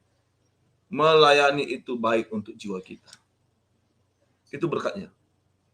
Jadi, ya, saran saya, tetaplah layani Tuhan dengan baik, tetaplah layani Tuhan dengan benar, sehingga kita bisa mendapatkan berkat rohani dalam kehidupan kita. Itu aja Pak Jos, Bu Yani, Pak Matahati, Pak Yesaya, dan Pak Jaya Kasih. Tuhan memberkati kita. Halo. Ya, terima kasih.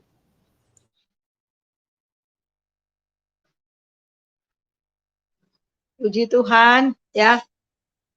Tadi dikatakan bahwa melayani itu bukan beban, tetapi melayani itu adalah kehormatan dan kebahagiaan. Mengapa? Kehormatan dan kebahagiaan karena kita melayani Raja di atas segala raja. Wah, dahsyat banget ya. Raja di atas segala raja, Tuhan di atas segala ilah-ilah ya. Jadi dialah penguasa. Jadi luar biasa kita kalau dapat melayani Jokowi aja kita udah seneng banget ya. Apalagi melayani Raja di atas segala raja. Sebab itu tekun terus di dalam melayani dia. Lanjut Pak Cahaya Kasih, silakan. Jadi kita akan mendengarkan Pak Cahaya Kasih dan langsung nanti statement dari closing statement dari Pak Jos. Terima kasih, puji Tuhan. Pak Jos, salam kenal. Saya di Bengkalan Laok. Bengkalan Laok. Bengkalan. Di mana itu? Oh. Bengkalan Laok itu ya. Oh, Bengkalan Tanah Selatan. Merah. Tanah Merah. Iya, iya. Ki. Iya. Selalangkong, Ki. Salam daripada Nudura. Ki sekelangkong, Pak. Jadi begini, Pak Bagus, Pak Yesaya, Ibu Sri Pantau, Ibu Pantau ya. Gini Pak Jos, saya sudah dengar tapi sebagian saja. Dengan Pak Heri Ikim juga saya rajin melihat channelnya. Yang penting kesaksian-kesaksiannya aja Pak. Berhubung saya juga mendengar firman dan kesaksian itu merupakan suatu kekuatan iman kita semua sebagai hamba-hamba Tuhan, anak-anak Tuhan, anak-anak kita juga yang di dalam pelayanan. Terus selama ini zaman ini kan sudah mulai ada sesuatu apa ya Pak, akhir zaman, dikatakan akhir zaman itu kita lihat berbagai berita-berita hal-hal aneh, apalagi sampai kepada peristiwa dunia yang sekarang lagi viral, yaitu Rusia menyerang Ukraina ya, kemudian Pak MKC, kemudian hamba-hamba Tuhan yang lainnya yang juga dianiaya atas nama agama, organisasi. Kita bantu doa, kita berikan kekuatan Pak. Itu saja. Berhubung saya juga lagi beraktivitas, saya memantau aja Bu Sri Bato ya. Pak Bagus, terima kasih. Salam semuanya Pak Jos, Pak Yesaya, Pak Heri Ikim, Pak Jenderal, terima kasih. Pater Kelangkong Pak. Ya. Ki kepada Pak Jos. Iya, terima kasih Pak Cahaya, kasih ya. Bapak memantau ya kepada Ibu Pantau. Yang sekarang sedang memantau ya, memantau sedang membawakan acara ini. Jadi banyak orang suka ngeledek saya ya. Mari kita pantau-pantau. Jadi ya, luar biasa. Ya. Oke, ya puji nama Tuhan. Jadi kita sampai juga ke penghujung dari acara ini ya. Terima kasih Pak George. Sekarang silakan closing statement sebelum kita masuk ke dalam doa-doa. Tapi sebelum itu kita akan lihat dulu doa-doa kita. Ya, kita akan bagi dulu doa-doa siapa. Silakan Pak George ditunjukkan. Ya, untuk doa bangsa dan negara, saya minta Pak Bagus ya. Kemudian gereja dan Kristuber itu Pak Petrus, dan kemudian Askri itu Pak Cahaya Kasih ya Pak, dan penutupnya itu adalah Pak Jos. Ya, silakan sekarang closing statement Pak Jos sebelum kita masuk dalam doa. Ya, terima kasih ya luar biasa kepada saudara-saudari yang telah memperlengkapi ya fellowship pagi hari ini. Jadi ingat, kita semua melayani harus dengan kasih, harus dengan kebenaran firman Tuhan apa yang dikatakan Bu Suryani tadi ya. Selain kita memberitakan firman, kita juga jadi pelaku firman. Dan kenapa? Kita juga harus taat dan setia kepada firman Tuhan. Nah, di Yohanes 14 ayat 15 seperti Tuhan Yesus katakan, jikalau kamu mengasihi aku huruf besar ya, jikalau kamu mengasihi Tuhan Yesus, kamu akan menuruti segala perintahku. Ya. Kemudian Yohanes 8 ayat 51, Yesus berkata kepadamu, aku berkata kepadamu, sesungguhnya barang siapa menuruti firman-Ku, huruf besar, firman Tuhan Yesus, ia tidak akan mengalami maut sampai selama-lamanya. Jadi artinya, kalau hanya melayani, tetapi yang tukang melayani itu tidak melakukan kebenaran firman Tuhan, itu berarti tidak mengasihi Tuhan. Ya. Dan barang siapa menuruti firman Tuhan Yesus, ia tidak akan mengalami maut sampai selama-lamanya. Ayo ya semua anak-anak Tuhan, selain pendeta, penginjil, pemberita firman, yang melayani diakonia, semuanya dan semua kita anak-anak Tuhan, mari kita melakukan firman Tuhan dengan taat dan setia. Jadi laskar Kristus, menjadi prajurit Kristus, agar kita tidak mengalami maut sampai selama-lamanya. Artinya berkenan di hadapan Tuhan. Carilah perkenanan. Ya, carilah perkenanan kepada Tuhan. Itulah yang artinya takut akan Tuhan. Bukan takut karena takut diasap atau takut dilaknat. Tuhan tidak sekejam itu. Tuhan penuh kasih. Ya, oke, baik itu saja, Bu Suryani. Terima kasih semuanya. Ya. Saya kembalikan ke Ibu Suryani. Ya, puji Tuhan. Ya, Pak. Sekarang kita akan masuk. Silahkan yang membawa doa-doa, Bapak-Bapak yang bawa doa, dan nanti akan ditutup doa Bapak kami dan doa berkat oleh Pak Jos. Oke, kita berdoa. Segala puji, hormat, dan kemuliaan kami naikkan kepadamu ya Bapa. Kami sungguh bersyukur dan bersuka cita karena Engkau. Pagi hari ini Tuhan kami boleh bersama-sama menikmati hadirat-Mu. Dengan kami bersama-sama juga mendengarkan dan sharing tentang kebenaran firman-Mu. Bagaimana kami memahami dengan benar apa tujuan kami, fokus kami melayani Engkau. Bapa, pakai kami Tuhan sebagai alat-Mu di sepanjang hidup kami, sampai Engkau panggil kami untuk kami setia melayani Engkau dan juga melayani orang lain dan juga terutama melayani keluarga kami. Bapak, hamba-Mu berdoa untuk kami semua yang ada di room tadi Tuhan, baik yang masih ada di sini maupun yang sudah left on, tapi Engkau tetap memberkati kami, memelihara kami, memberkati kami dalam pekerjaan dan usaha kami, kesehatan kami Tuhan. Tutup bungkus kami dengan kuasa Roh-Mu yang kudus, agar kami Tuhan senantiasa terlepas dari segala sakit penyakit dalam kehidupan kami Tuhan. Ya Bapak, hamba-Mu berdoa untuk bangsa dan negara yang kami cintai Tuhan. Berkati bangsa dan negara kami. Kami bersyukur Tuhan boleh hidup dan tinggal di tengah-tengah bangsa dan negara kami.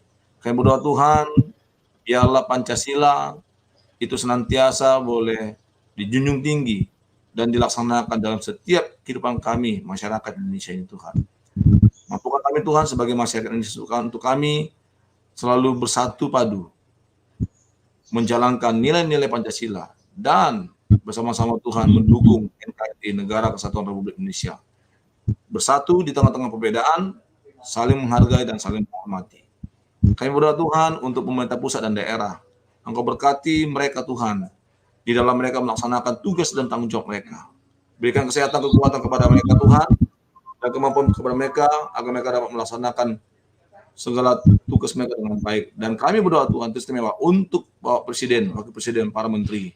Berkati mereka Tuhan, Bapak Presiden, Wakil Presiden kami Tuhan, berikan kesehatan, kekuatan, supaya beliau Tuhan dapat melaksanakan tugasnya untuk memimpin bangsa negara kami Tuhan, menjadi negara yang maju dan sejahtera, aman dan damai. Terima kasih Bapak yang doa kami, hanya dalam nama Tuhan kami Yesus Kristus, kami bersyukur dan berdoa, haleluya. Amin. Hamba-Mu mengucap syukur Bapa.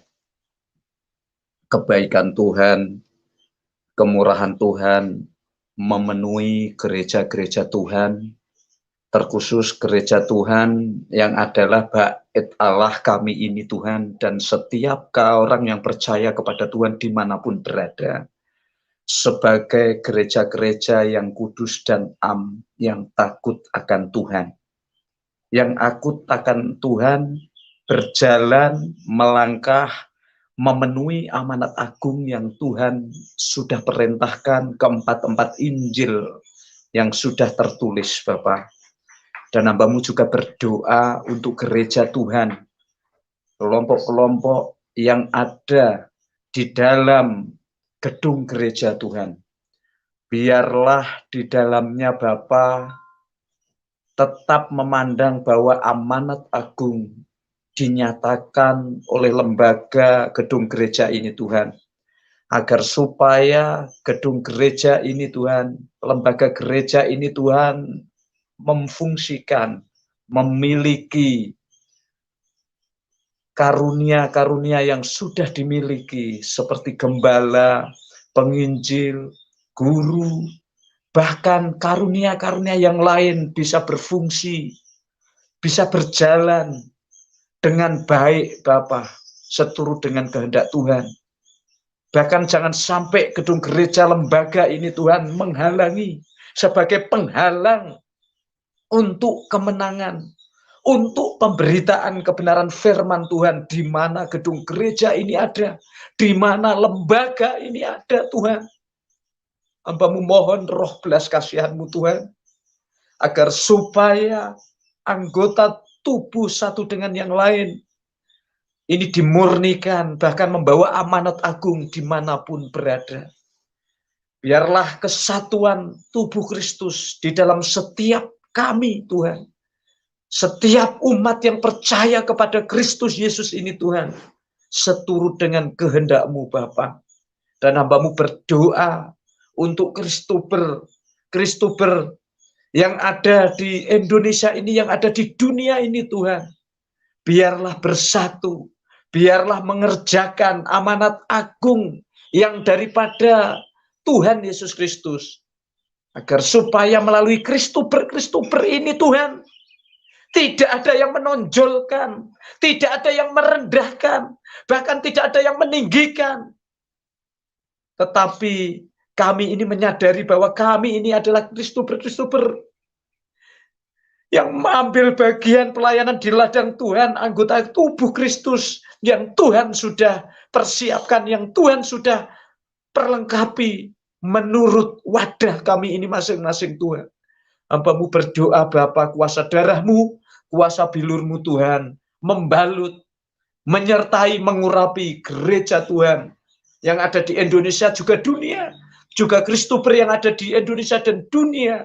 Biarlah Tuhan sendiri yang pakai dengan heran untuk kemuliaan nama Tuhan, memenangkan banyak jiwa-jiwa yang belum percaya kepada Tuhan, akhirnya bertobat, datang kepada Tuhan. Amin. Ya, silakan Pak Cahaya Kasih berdoa untuk Askri. Dalam nama Yesus, mari kita satu dalam doa. Terima kasih Tuhan, pagi ini kami sudah mendengarkan firman-Mu, dan kami juga akan beraktivitas. Engkau menyertai kami semua, Engkau mendampingi kami semua. Terima kasih Tuhan Yesus, kami berdoa buat Askri, di mana para apologetik Kristen berkumpul. Apologetik ini mempertanggungjawabkan akan firman-Mu, dan mereka mendengar. Biarlah Injil ini tidak disaingi oleh Injil-Injil lain yang bukan Injil yang sebenarnya. Tapi Tuhan Yesus menyertai para apologetik kita melalui Askri, diberkati, disertai kemanapun mereka berada. Siaran-siaran mereka Engkau berkati, semua Engkau akan beri kelimpahan akan segala berkat buat Pak Heri Ikim, Ibu Pantau, Pak Jos, Pak Bagus, Pak Yesaya, dan yang lain yang sudah meninggalkan di room ini atau yang masih ada di chat YouTuber. Terima kasih Tuhan, kami serahkan ke dalam tangan-Mu di dalam nama Tuhan Yesus Kristus. Haleluya. Bapa kami yang di sorga, dikuduskanlah nama-Mu, datanglah kerajaan-Mu, jadilah kehendak-Mu di bumi seperti di sorga. Berikanlah kami pada hari ini makanan kami yang secukupnya.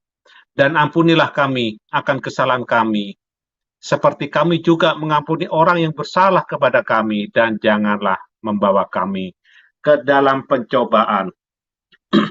Tetapi lepaskanlah kami daripada yang jahat, karena Engkaulah yang empunya kerajaan dan kuasa dan kemuliaan sampai selama-lamanya.